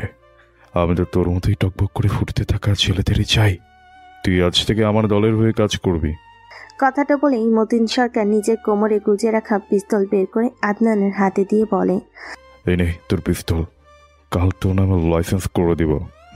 তাহলে পুলিশ ধরবে না। এখন চলে যা। কোথায় যাব? কোথায় আবার? তোর নিজের ফ্ল্যাটে। আমার দলের লিডার তুই। তোর তো আমার বাংলো বাড়িতে নয়, অফিসের স্কোয়াডারে থাকতে হবে। গ্যাংস্টারদের আবার অফিস কোয়ার্টার? আরে পাগলা, আমরা হলাম ভদ্র গ্যাংস্টার। লোকজন দিনের বেলা আমাদের ভদ্রলোক মনে করে, আর রাতে আমরা তাদেরই লুটপাট করি। বুঝেছি বস। এখন তাহলে আমার যাওয়ার ব্যবস্থা করুন, ভীষণ ঘুম পেয়েছে। ওই রামিম, এদিকে এগিয়ে আয়। আদনান পেছনে তাকাই। সে বিশাল দেহি লোকটা এগিয়ে আসে। ওর নাম রামিম। আদনান ওর দিকে একবার তাকিয়ে মতিনের দিকে তাকাই। রামিম এগিয়ে এসে বলে, বলুন বস, কি করব? তুই আজ থেকে আদনানের সঙ্গে 18 মতো লেগে থাকবি।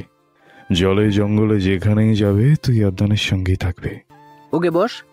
আদনান, ভাতিজা, তাহলে তুই এখন আয়। হ্যাঁ, আজই এসেছিস, তোর এরিয়া আমি পরে ভাগ করে দিব। এখন যা, গিয়ে জম্পে ঘুম দে। রামিমের সঙ্গে আদনান বেরিয়ে আসে। পরপর 3টে গুলি পেরিয়ে যায় এক বড় দালানের সামনে। রামিম ভেতরে প্রবেশ করার আগে আদনানকে বলে, আদনান, বস একটা প্রকৃত ভদ্রলোকের অ্যাপার্টমেন্ট। এখানে কোনো রকমের হাঙ্গামা করা যাবে না। ভদ্রলোকের মতো থাকতে হবে। আশা করি আপনি কথা বুঝছেন। হ্যাঁ, বুঝেছি, কিন্তু আমার কাছে তো ভাড়া দেওয়ার মতো টাকা নেই। আপনি বেশ বোকা বস, ভাড়া মতিন বস দেবে। এখন চলুন আপনার ফ্লাইট দেখিয়ে দেই। রামিম কথাটা ভেতরে প্রবেশ করে দেখা দেখি আদনানও ভেতরে ঢুকে সিঁড়ি বেয়ে দোতলায় ওঠে। থেমে যাই।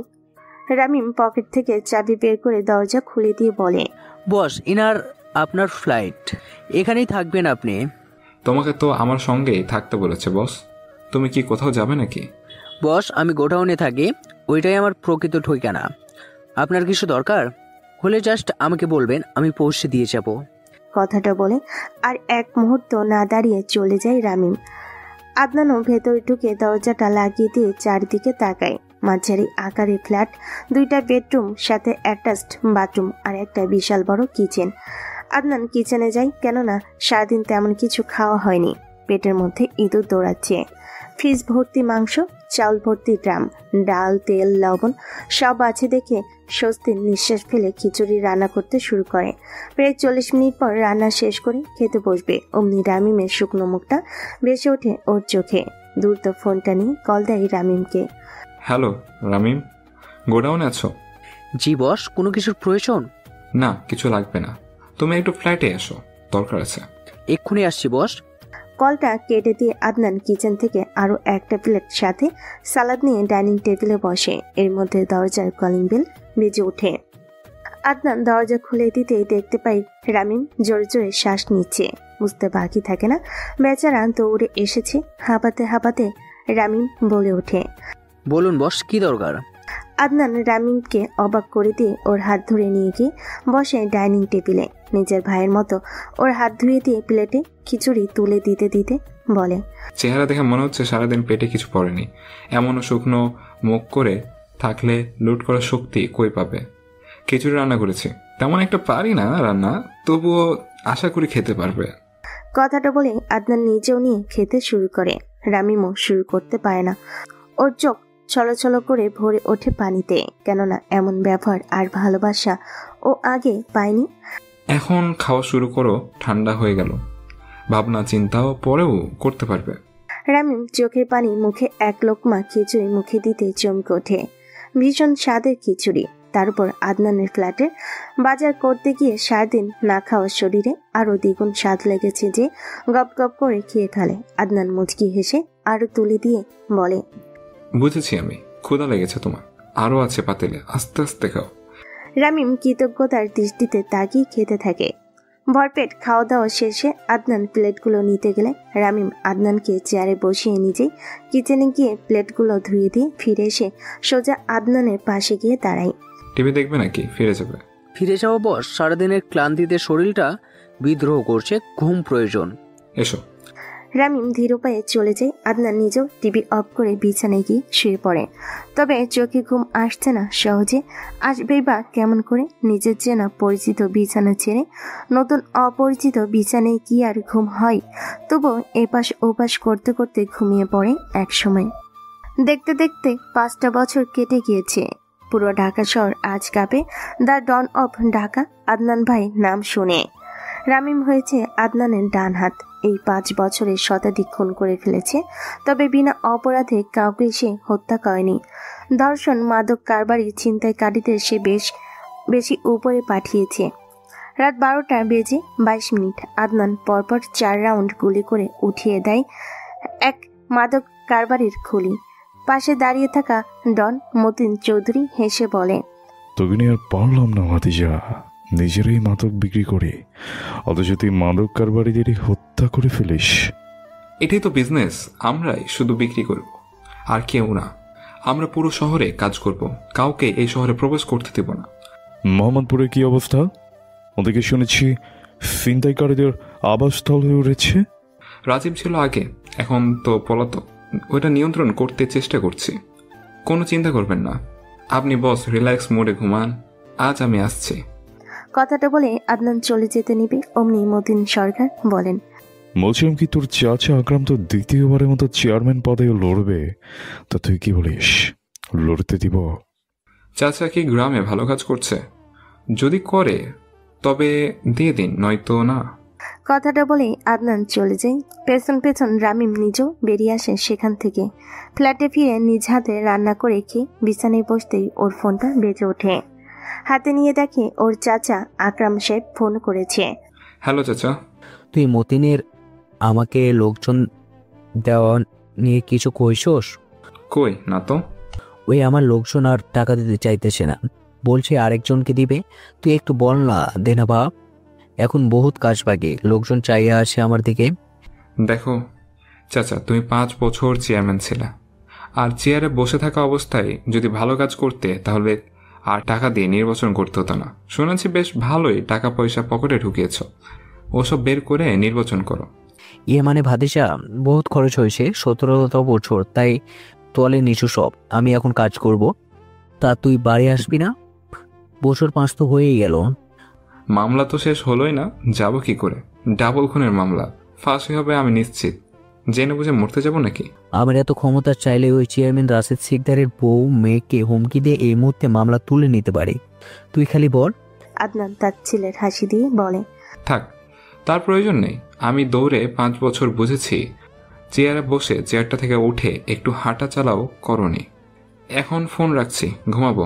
কথাটা বলে আদনান কলটা কেটে দেয়। আকরাম সাহেব ওর ফোনটা টেবিলের উপর রেখে তার ছেলে রাফিকে বলে, রাফি, আজকে কত বস্তা সরকারি চাল নিয়ে আসলে?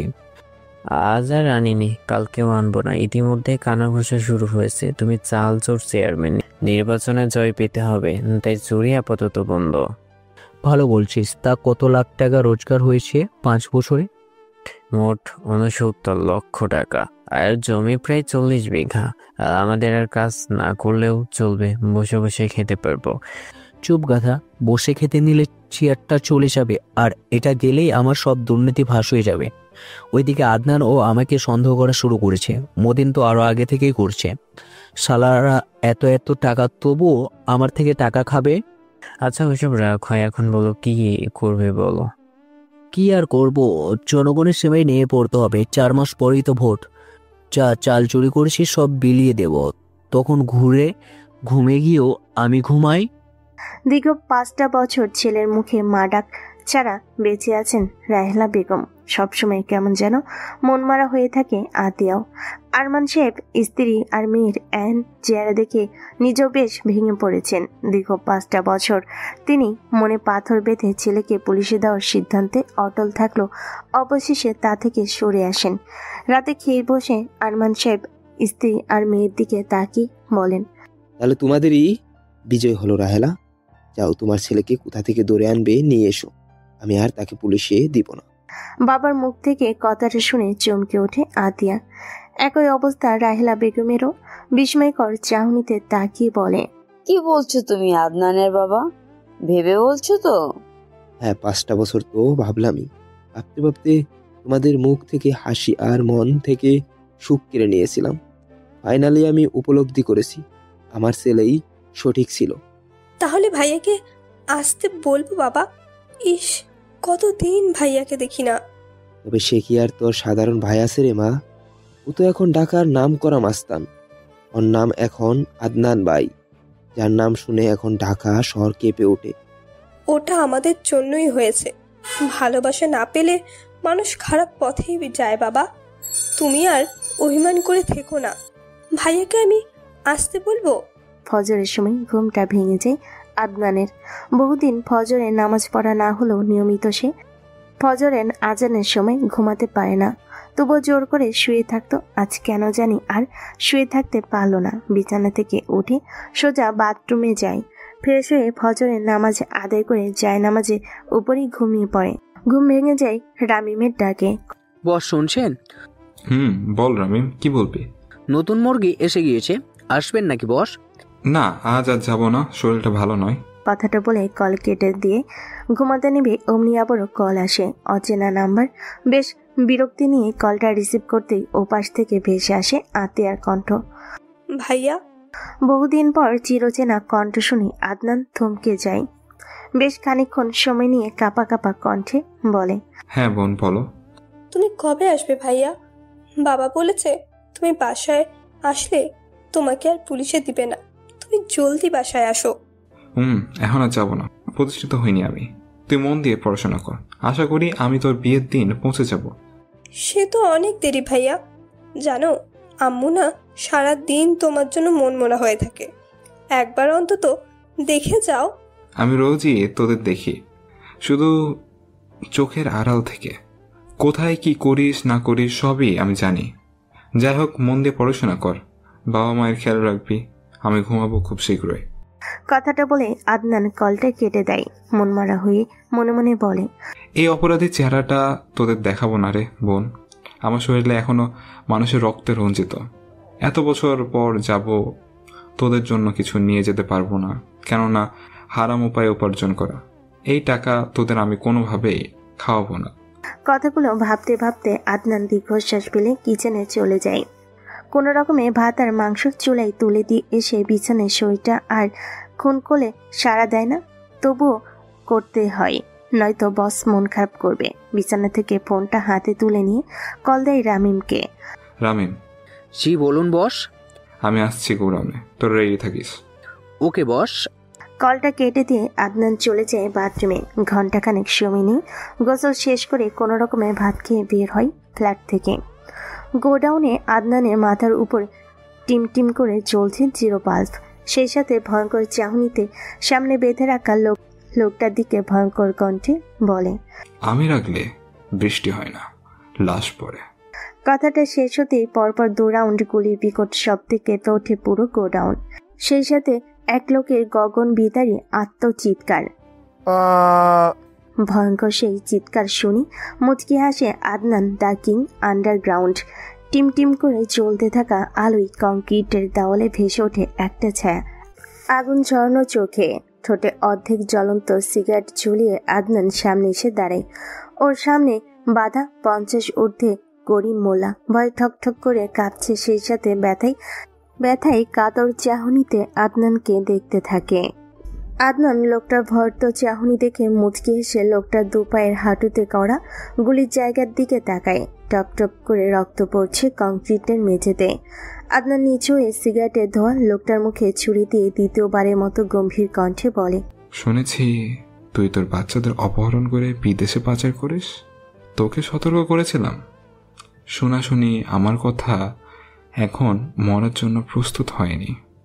লোকটা কাঁপতে কাঁপতে, না না ভাই, আমাকে ছেড়ে দিন, আমি সব বাচ্চাকে ছেড়ে দিব, আমাকে ছেড়ে দিন। আদনান ক্ষিপ্ততার সাথে কোমর থেকে রিভলভার বের করে পরপর 4 রাউন্ড গুলি করে করিম মোল্লার কপাল বরাবর। মুহূর্তে ফিনকি দিয়ে গরম রক্ত আদনানের শরীরে লাগতেই অন্যরকম এক ফিলিংসে কেঁপে ওঠে ওর শরীর।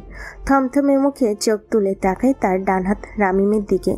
রামিম দ্রুত এগিয়ে এসে আদনানের সামনে দাঁড়ায়। আদনান গম্ভীর কণ্ঠে বলে, আমি সব সহ্য করতে পারি রামিম, কিন্তু শিশু আর নারী পাচার আমি কখনো সহ্য করতে পারি না। দ্রুত বাচ্চাগুলোকে উদ্ধার করে পাঠিয়ে দাও তোর পরিবারের কাছে। ওকে বস। আদনান আর কথা বাড়ে না, নিজের প্রিয় রিভলভারটাকে কোমরে গুজে নিয়ে ধীরে পায়ে এগিয়ে যেতে থাকে দরজার দিকে। এমন সময় পেছন থেকে রামিম বলে ওঠে, বস এত রাতে কোথায় বের হবেন? হ্যাঁ রামিম, এই অন্ধকার গোডামে দম বন্ধ হয়ে আসছে। তুমি ওটাকে দূরে ফেললে দিয়ে চারপাশ পরিষ্কার করে ফেলো, দেখা হবে আরেকদিন। কথাটা বলেই আদনান বেরিয়ে যায় গোডাউন থেকে। রামিম লোকজন নিয়ে লেগে পড়ে পরিষ্কারে। গোডাউনে একমাত্র থাকার জায়গা আদনানের। আগের মতো আর খুব একটা ফ্ল্যাটে থাকা হয় না। রাত 2টা, পিনপতন নীরবতা ভেদ করে আদনান গুনগুন করে গান গাইতে গাইতে চৌরাস্তার মোড়ের পাশে এসে দাঁড়িয়ে যায়। কেননা ল্যাম্পপোস্টের আধো আলোয় স্পষ্ট ভেসে উঠেছে একটা ছায়া। আদনান এগিয়ে গিয়ে মোড় ঘুরতে দেখতে পায় একটা মেয়ে দাঁড়িয়ে আছে, হাতে ছোট একটা ব্যাগ। বাস স্ট্যান্ডে এমন অহরহ দেখে আদনান, তবে আগের বারগুলোই ছেলেদের দেখলো। এত রাতে একটা মেয়েকে দেখে বেশ কৌতূহল বশত এগিয়ে গিয়ে দাঁড়ায় মেয়েটার সামনে। এদিকে অচেনা কোনো পুরুষের উপস্থিতি টের পেয়ে ইয়ানা ওপর পাশে ফিরে তাকিয়ে বলে, আমি বাজে মেয়ে নই, দয়া করে আমাকে কোনো বাজে অফার দিবে না। আদনান মেয়েটার কথা শুনে বেশ অবাক হয়, তবুও গম্ভীর কণ্ঠে বলে, নিজেকে বাজারের মেয়ে মনে না করলে আমাকে বাজারের ছেলে মনে করলেন কেন জনাবা? চেনেন আমাকে বা দেখেছেন কোথাও? ইয়ানা অপর দিকে ফিরে আদনানের কথাটা শুনতে চমকে ওঠে। তার চেয়েও বেশি অবাক হয় আদনানের কণ্ঠ শুনে। এত সুন্দর হয় কোনো ছেলের কণ্ঠ? সে তো জানতো মেয়েদের কণ্ঠ শুধু কোকিলের মতো হয়, এখন তো সে সম্পূর্ণ ভুল জানতো। আদনান আবারও গম্ভীর কণ্ঠে বলে ওঠে, কি হলো মেয়ে, কথা জবাব দিচ্ছ না কেন? বলো, কি দেখে বুঝলে আমি বাজারের মেয়ে ফুর্তি করি? ইয়ানা এবার মুখটা আদনানের দিকে ফিরায়। দুজনের চোখাচোখি হতেই আদনান থমকে যায়। একি দেখতে সে এত রাতে কোনো মেয়েকে নয়, যেন পরি দাঁড়িয়ে আছে ওর সামনে। মেয়েটার চেহারা যেন বসন্তের প্রথম ফুল, নরম কোমল আর আলোয় ঝকঝকে, কপাল প্রশস্ত ও নিখুঁত, ভুরু দুটি ঘন, যেন কারুকার্য দিয়ে আঁকা রেখা, চোখ বড় হরিণীর মতো সরল, লম্বা পাপড়ির আড়ালে লুকিয়ে আছে এক রহস্যময় আকর্ষণ।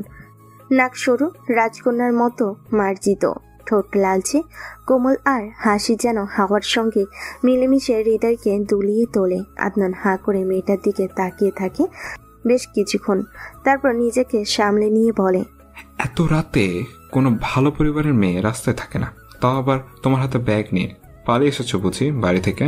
ইয়ানা মাথাটা নিচু করে বলে, দেখুন, আমি আপনাকে আমার কথাগুলো বলতে পারবো না।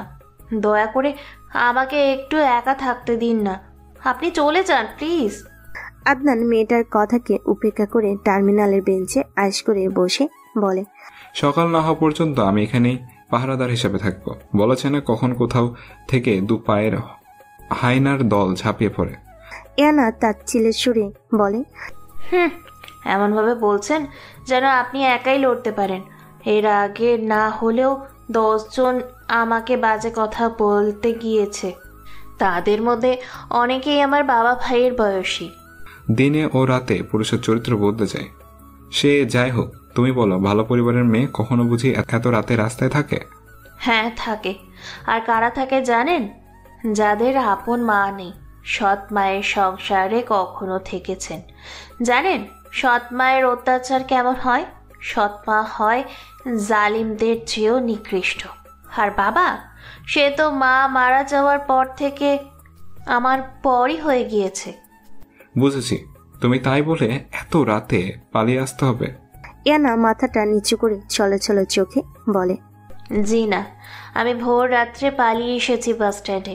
আর আমার বিয়ে হওয়ার কথা ছিল বাবার বয়সী এক টাকাওয়ালা লোকের সাথে। আমি কখনোই অমন লোককে বিয়ে করতে চাইনি। সৎ মা লোভের বশে রাজি হয়, আমাকে ভীষণ মারে বিয়ে করতে রাজি হতে। শেষে উপায় না পেয়ে পালিয়ে এসেছি। সারাদিন তুমি তাহলে এই বাস স্ট্যান্ডেই কাটিয়ে দিয়েছ? এখন তো মাঝরাত, পেটে কিছু পড়েছে? আদনানের কথাই ইয়ানা নিশ্চুপ। আদনান লক্ষ্য করে মেয়েটার গাল বেয়ে টপ টপ করে পানি গড়িয়ে পড়ছে। ভীষণ খারাপ লাগা কাজ করে ওর মনের মধ্যে। দ্রুত উঠে দাঁড়িয়ে ইয়ানার পাশে গিয়ে বলে, চলো আমার সঙ্গে। আজ রাতটা না হয় আমার বাড়িতেই থেকে যাবে। ভয় পেও না, আমি অমন হিংস্র পশু নই। ইয়ানা চোখ তুলে আদনানকে পা থেকে মাথা পর্যন্ত দেখে নিয়ে বলে, সবাই এই কথাই বলে। আমার মনে হয় না আপনি ভদ্রলোক পরিবারের কেউ। যদি হতেন তবে এত রাতে বাহিরে থাকতেন না। আমার কথা আমাকে ফিরে দিচ্ছ মেয়ে? কোনো ব্যাপার না। শোনো, আমার পরিবার থেকে আলাদা থাকি বহু বছর হলো, আর এত রাতে আমি একলা পথে পথিক হয়ে ঘুরি। ভালো লাগে। এখন ওসব রাখো, চলো আমার সঙ্গে, না হলে কোনো সময় পশু চলে আসবে। এনা আরো ভালো করে দেখে আদনানকে, সেই সাথে মনে মনে ভাবে, ছেলেটাকে দেখতে তো মাশাআল্লাহ, আর কণ্ঠ সুবহানাল্লাহ। এই ছেলে আর যাই হোক, তার ইজ্জতের দিকে হাত বাড়াবে না, চোখেও কোনো কামুকতা নেই। আদনান কোনো জবাব না পেয়ে নিজে হাঁটা শুরু করে। বেশ খানিকটা পথ এগিয়ে গিয়ে পেছন ফিরে তাকিয়ে বলে, কি হলো মেয়ে, চিন্তা ভাবনা কি শেষ হলো? যদি হয় তবে এসো আমার সঙ্গে, আর না হলে থেকে যাও। ইয়ানা আর 7-5 না ভেবে ব্যাগটা নিয়ে এক দৌড়ে আদনানের পাশে গিয়ে একসাথে হাঁটতে শুরু করে। আদনান মেয়েটার পাগলামি দেখে মুচকি হেসে হাঁটতে থাকে, যা ইয়ানার নজর ফাঁকি দিতে পারে না। ওর পর 4টা গলি পেরিয়ে আদনান এসে দাঁড়ায় ওর ফ্ল্যাটের সামনে। ইয়ানা ভালো করে বিল্ডিংটা দেখে বলে, এখানে বুঝে আপনি থাকেন? উত্তরটা হবে না। আমি এখানে বেশিরভাগ সময় থাকি না, আমি তোমার গোডাউনে থাকি। যাই হোক, এত প্রশ্ন করবে না, চুপচাপ চলো আমার সঙ্গে। আদনান ইয়াকে নিয়ে ওর 2য় তলার ওর ফ্ল্যাটের সামনে গিয়ে দরজা খুলতে ভোসকা একটা গন্ধ নাকে আসে ইয়ানার। গন্ধটা আদনানও পেয়ে বেশ লজ্জিত হয়, মাথা চুলকিয়ে বলে, একটু গন্ধ হয়ে গিয়েছে। আমি আসলে দরজা জানালা তেমন খুলি না, ভিতরে এসো। ইয়ানা মাথা নাড়িয়ে ভিতরে প্রবেশ করে। আদনান থাই জানালা খুলে দিয়ে ফ্যান চালু করে দেয়, সাথে চারিদিকে পারফিউম স্প্রে করে লম্বা একটা নিঃশ্বাস নিয়ে বলে, এখন বেশ লাগছে, একদম ফ্রেশ। কথাটা বলে আদনান ইয়ানার দিকে তাকায়। মেয়েটা এক মনে ফ্ল্যাট দেখছে। আদনান চুপচাপ ওর ঘরের দিকে যেতে যেতে বলে, ফ্ল্যাটে তেমন আকর্ষণীয় কিছু নেই, 2টো রুম মাত্র। আমি রুমে গেলাম ফ্রেশ হতে, নিজেও গিয়ে ফ্রেশ হয়ে নাও। আর হ্যাঁ, আমার বাবা মা নেই, আর তোমার ভয়ের কিছু নেই। কথাটা বলে আদনান রুমে ঢুকে দরজাটা লাগিয়ে দিয়ে বাথরুমে চলে যায়। এদিকে ইয়ানা ওর কথা শুনে মুচকি মুচকি হেসে বলে, আপনাকে সুবিধা মনে হচ্ছে বলেই এসেছি জানাব। যার চোখের চাহনি এত নিষ্পাপ, সে মানুষ হিসেবে অবশ্যই ভালো হবে। কথাটা বলে ইয়ানাও দ্বিতীয় রুমে ঢুকে বাথরুমে চলে যায়। টানা 2 ঘন্টা গোসল করে বাথরুম থেকে বের হয় আদনান। শরীরটা বেশ ফুরফুরে, কিন্তু পেটের ক্ষুধায় টান পড়তে মেজাজটা রুক্ষ হয়ে ওঠে। ঘর থেকে বের হয়ে ডাইনিং রুমে আসতেই চোখ যায় ইয়ানার দিকে। বেচারি পেটে হাত দিয়ে চুপচাপ বসেছিল। ক্ষুধা পেয়েছে নাকি? ইয়ানা মাথা তুলে তাকিয়ে বলে, আপনাকে বলতাম না, কিন্তু এখন না বলেও পারছি না। ভীষণ ক্ষুধা পেয়েছে। সৎমা বিয়েতে রাজি করানোর জন্য 2 দিন আমাকে খেতে দেয়নি। কিন্তু বাসায় তো তেমন রান্না হয়নি মিস। তুমি ঘরে যাও, দেখি কি করতে পারি। কথাটা বলে আদনান ফোন হাতে নিয়ে দ্রুত কল দেয় রামিমকে। হ্যালো রামিম, গোডাউনে আছিস তুই? জি বস। যেভাবে হোক তুই এক্ষুনি পুরো শহর খুঁজে 2 জনের জন্য খাবার নিয়ে আয়। বিরিয়ানি পেলে ভালো হয়। আমি খেয়েছি বস, আপনার জন্যই আনবো শুধু। তুই বেশি বুঝিস কেন? 2 জনের জন্য আনতে বলেছি, তুই 2 জনের জন্যই আনবি। এই 3 প্লেট আনিস, সকালেও খাবো। ওকে বস। কলটা কেটে দিয়ে আদনান পাশের ঘরে তাকায়। গুনগুন করে বই পড়ার শব্দ আসছে। তাহলে কি মেয়েটা পড়ছে? একবার উকি দিতে গিয়েও ফিরে আসে। কিছু সময় পর রামিম 3 প্যাকেট বিরিয়ানি দিয়ে যায়। আদনান গলা জড়িয়ে বলে, এই যে মিস, খাবার চলে এসেছে। পড়াশোনা হলে আসুন খেয়ে নেবে। ইয়ানা বই বন্ধ করে রেখে ঘর থেকে বের হতে হতে বলে, মিস করছেন কেন? আমি ইনায়া, পুরো নাম ইনায়া ইয়াসমিন। মনে রাখবেন নামটা, যেহেতু আমাকে হেল্প করছে নামটা জানা দরকার। অত জেনে কি লাভ? খেয়ে নিন, সকালেই তো যাবেন। এখানে তো আর থাকবেন না আপনি। ভেবেছিলাম ভালো থাকবো না, তবে আপনার আচরণে আমি মুগ্ধ হয়ে গিয়েছি। তাই ভাবছি কোনো গতি না করা পর্যন্ত এখানেই থাকবো। ভয় নেই, আমি ফ্ল্যাটের ভাড়া দিতে না পারলেও 3 বেলা সুস্বাদু হোমমেড খাবার বানিয়ে খাওয়াবো। 1 পয়সাও নিব না। কিন্তু বলুন। কিন্তু আমার কলেজে যাতায়াতের ভাড়া দিবেন প্লিজ। চাকরি পেলে সব দিয়ে দিব। আদনান খেতে খেতে বেশ খানিকক্ষণ ইয়ানাকে দেখে বলে, দিয়ে দিব, এখন খেয়ে নাও। আর শোনো, আমি কিন্তু গ্যাংস্টার। কি? আপনার বউ তো শিশু ছেলে গ্যাংস্টার? ঢাকার স্থানীয় হলে আশা করি আমার নাম শুনেছ। আমি আদনান ভাই, চেনো তো আদনানকে? ওই যে কুখ্যাত কিলার আদনান। আদনানের নামটা শুনে ইয়ানা চমকিত ভঙ্গিতে বেশ খানিকক্ষণ তাকিয়ে থেকে বলে, তাতে কি, আই ডোন্ট কেয়ার। যাই হোক, আমার রিক্সা ভাড়া দিয়ে দিবেন, এটাই শেষ কথা। আর হ্যাঁ, ভাববেন না আমি উড়ে এসে জুড়ে বসেছি, বরং আপনি আমাকে নিয়ে এসেছেন নিজ ইচ্ছায়। আর যাব আমি আমার ইচ্ছায়। দেখতে দেখতে 5টা মাস কেটে গিয়েছে। ইয়ানা আদনানের সাথে রয়ে গিয়েছে। রোজ দারুণ স্বাদের খাবার বানিয়ে গরম গরম পরিবেশন করে, একরকম ওর মায়ের হাতের রান্নার মতো। সকাল সকাল ডাইনিং টেবিলে বসে নাস্তা করছে আদনান। পাশেই গম্ভীর মুখে বসে থাকা ইয়ানা আদনানকে বলে, এই যে গ্যাংস্টার পুরুষ, শুনছেন? কান খোলা আছে, বলো কি বলবে। বলছি, এভাবে আর কতদিন রাত জেগে ঘুরবেন ফিরবেন? গ্যাংস্টার জীবনেরও শেষ আছে।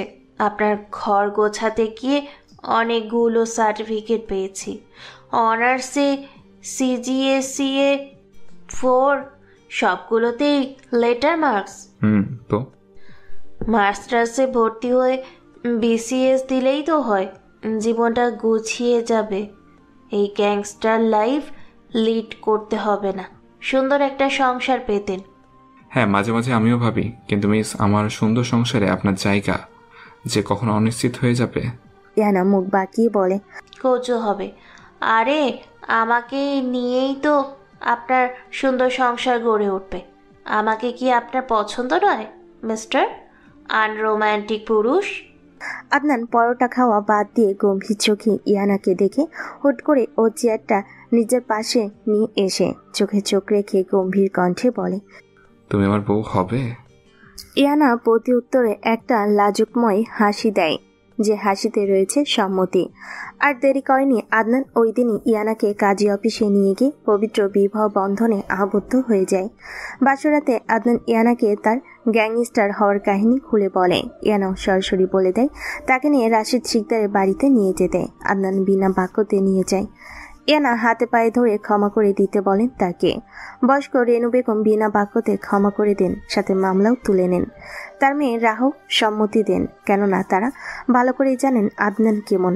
তারপর থেকে আদনান পড়াশোনায় মন দেয়। মতিন সরকার বেশ কয়েকবার বাধা দিতে চেষ্টা করে, কিন্তু আদনান সব বাধা উপেক্ষা করে পড়তে শুরু করে। তবে মতিন মানুষ হবার নয়, ইয়ানার দিকে হাত বাড়াতে চেষ্টা করে, যা আর সহ্য করতে না পেরে আদনান এক রাতে রামিমকে সাথে নিয়ে নৃশংসভাবে মেরে দেয় মতিনকে। তারপর আবারও পড়া শুরু করে। রামিম নিজেও সব ছেড়ে দিয়ে নিজের শোরুম খুলে বসে। দেখতে দেখতে 2টা বছর কেটে যায়। 39তম বিসিএস পরীক্ষার রেজাল্ট দিবে আজ। সকাল থেকে আদনান চিন্তিত মুখে কিছু তুলতে পারছে না। দরজার কোনায় রামিম মিষ্টি হাতে দাঁড়িয়ে।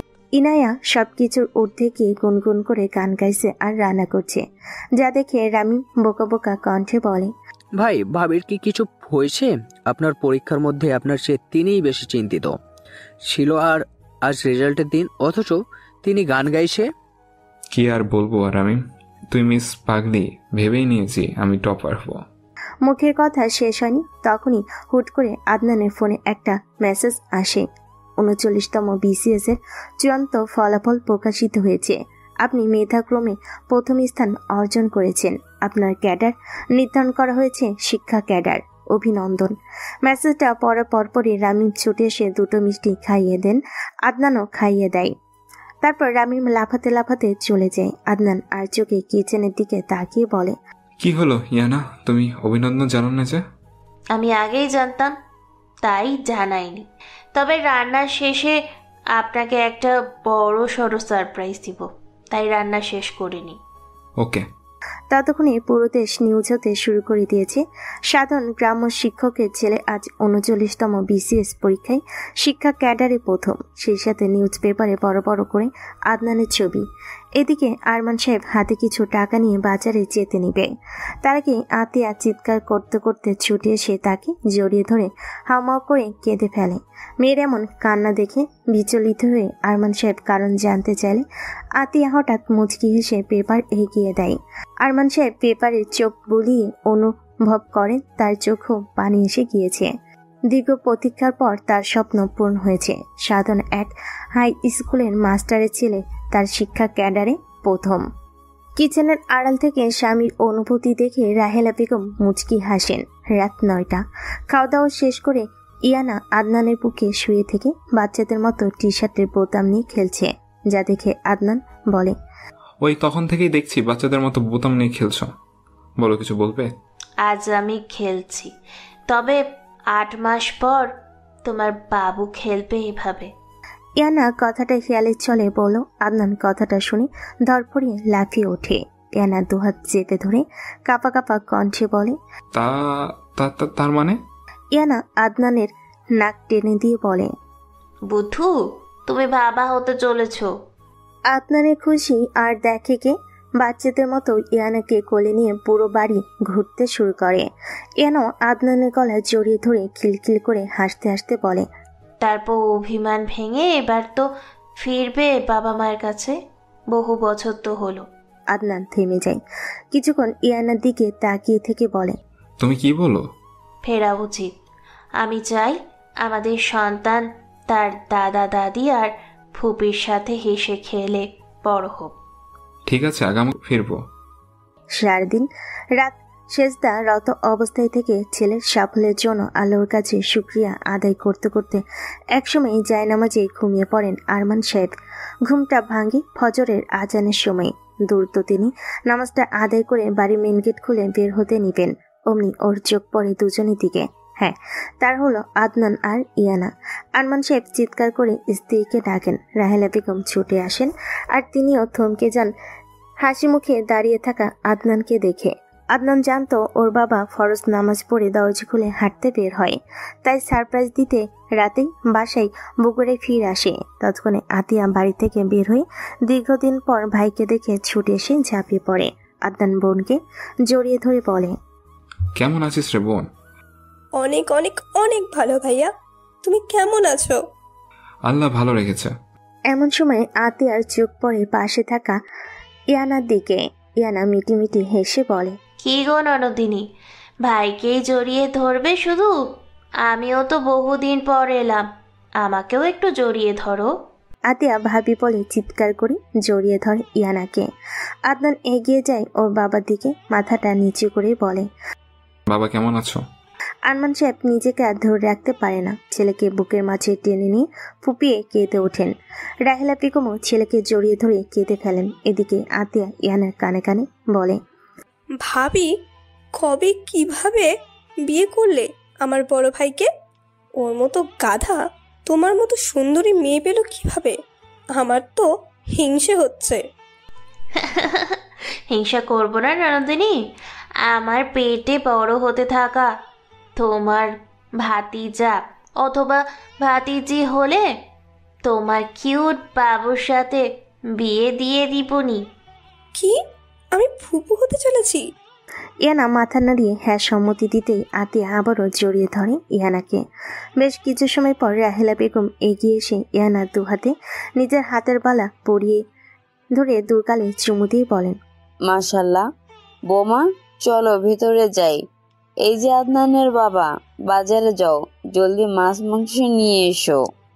কথাটা বলে রাহেলা বেগম ইয়ানাকে নিয়ে ভেতরে চলে যায়। আকরাম সাহেবও বাজারের দিকে চিন্তিতভাবে যেতে নেবেন, অমনি আদনান ওর বাবার টি শার্টের বুক পকেটে 1000 টাকার একটা বান্ডিল গুজে দিয়ে বলে, এটা আমি মাস্তানি করে রোজগার করিনি বাবা, এটা আমার পুরস্কারের টাকা। কথাটা বলে আদনান দ্রুত ভেতরে চলে যায়। আকরাম সাহেব মুচকি হেসে টাকাটায় হাত বুলিয়ে একটা চুমু দিয়ে বেরিয়ে পড়েন বাজারের উদ্দেশ্যে।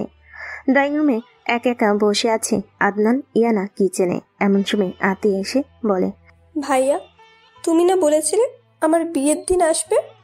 আগেই চলে এলাম, ভাবলাম বিয়ের দিন না এসে বোনকে যে কলেজ টিচারের সাথে প্রেম করে তাকে একটু নিজ চোখে দেখব। আতিয়া আদনানের কথা শুনে চমকে ওঠে। আদনান আতিয়ার নাক টেনে বলে, সবই জানি রে বোন, সবই জানি। ছেলেটা বেশ ভালো বিধায় বেঁধে গিয়েছে। ওর পরিবারকে বলবি আগামীকাল আসতে, বিয়েটা দিয়েই দিব তোদের। আতিয়া মাথা নাড়িয়ে চলে যায় ঘরের দিকে। স্বাধীন সবে মিলে হইচই করে কাটিয়ে দেয়। পরের দিন আতিয়াকে দেখতে আসে, তবে ওদের প্রেম ছিল বলেই সেই দিনই ঘরোয়াভাবে আতিয়াকে বিবাহ করে তুলে নিয়ে যায়। মনকে বিদায় দিয়ে আদনান সেই যে ঘরে ঢুকেছে আর বের হয়নি, এমন বেশি কিছু বলেনি। চুপচাপ ওর পাশে গিয়ে আদর্শাও হয়ে বসতেই আদনান এক হাতে ইয়ানাকে নিজের বুকের মাঝে টেনে নিয়ে বলে, সবকিছু তোমার জন্যই হলো ইয়ানা। সেই রাতে তুমি আমার জীবনে না এলে এসব হতো না। আমিও ছিলাম মাত্র, সব কিছু আল্লাহর পরিকল্পনা। আদনান আলতো করে ইয়ানার ঠোঁট ছুঁয়ে দিয়ে বলে, তোমাকে ভালোবাসি ইয়ানা, ভীষণ ভালোবাসি। ইয়ানা মুখে জবাব দেয় না। সেই প্রথম দিনের মতো লাজুকতার হাসি নিয়ে দুহাতে আঁকড়ে ধরে আদনানকে। হয়তো এটাই তার ভালোবাসার বহিঃপ্রকাশ। পরিশেষে আদনান আর ইয়ানার সন্তান আবিদ রহমান ইনানের জন্য দোয়া করবেন যেন সুস্থভাবে বাবা মায়ের কোল আলো করে পৃথিবীতে আসে।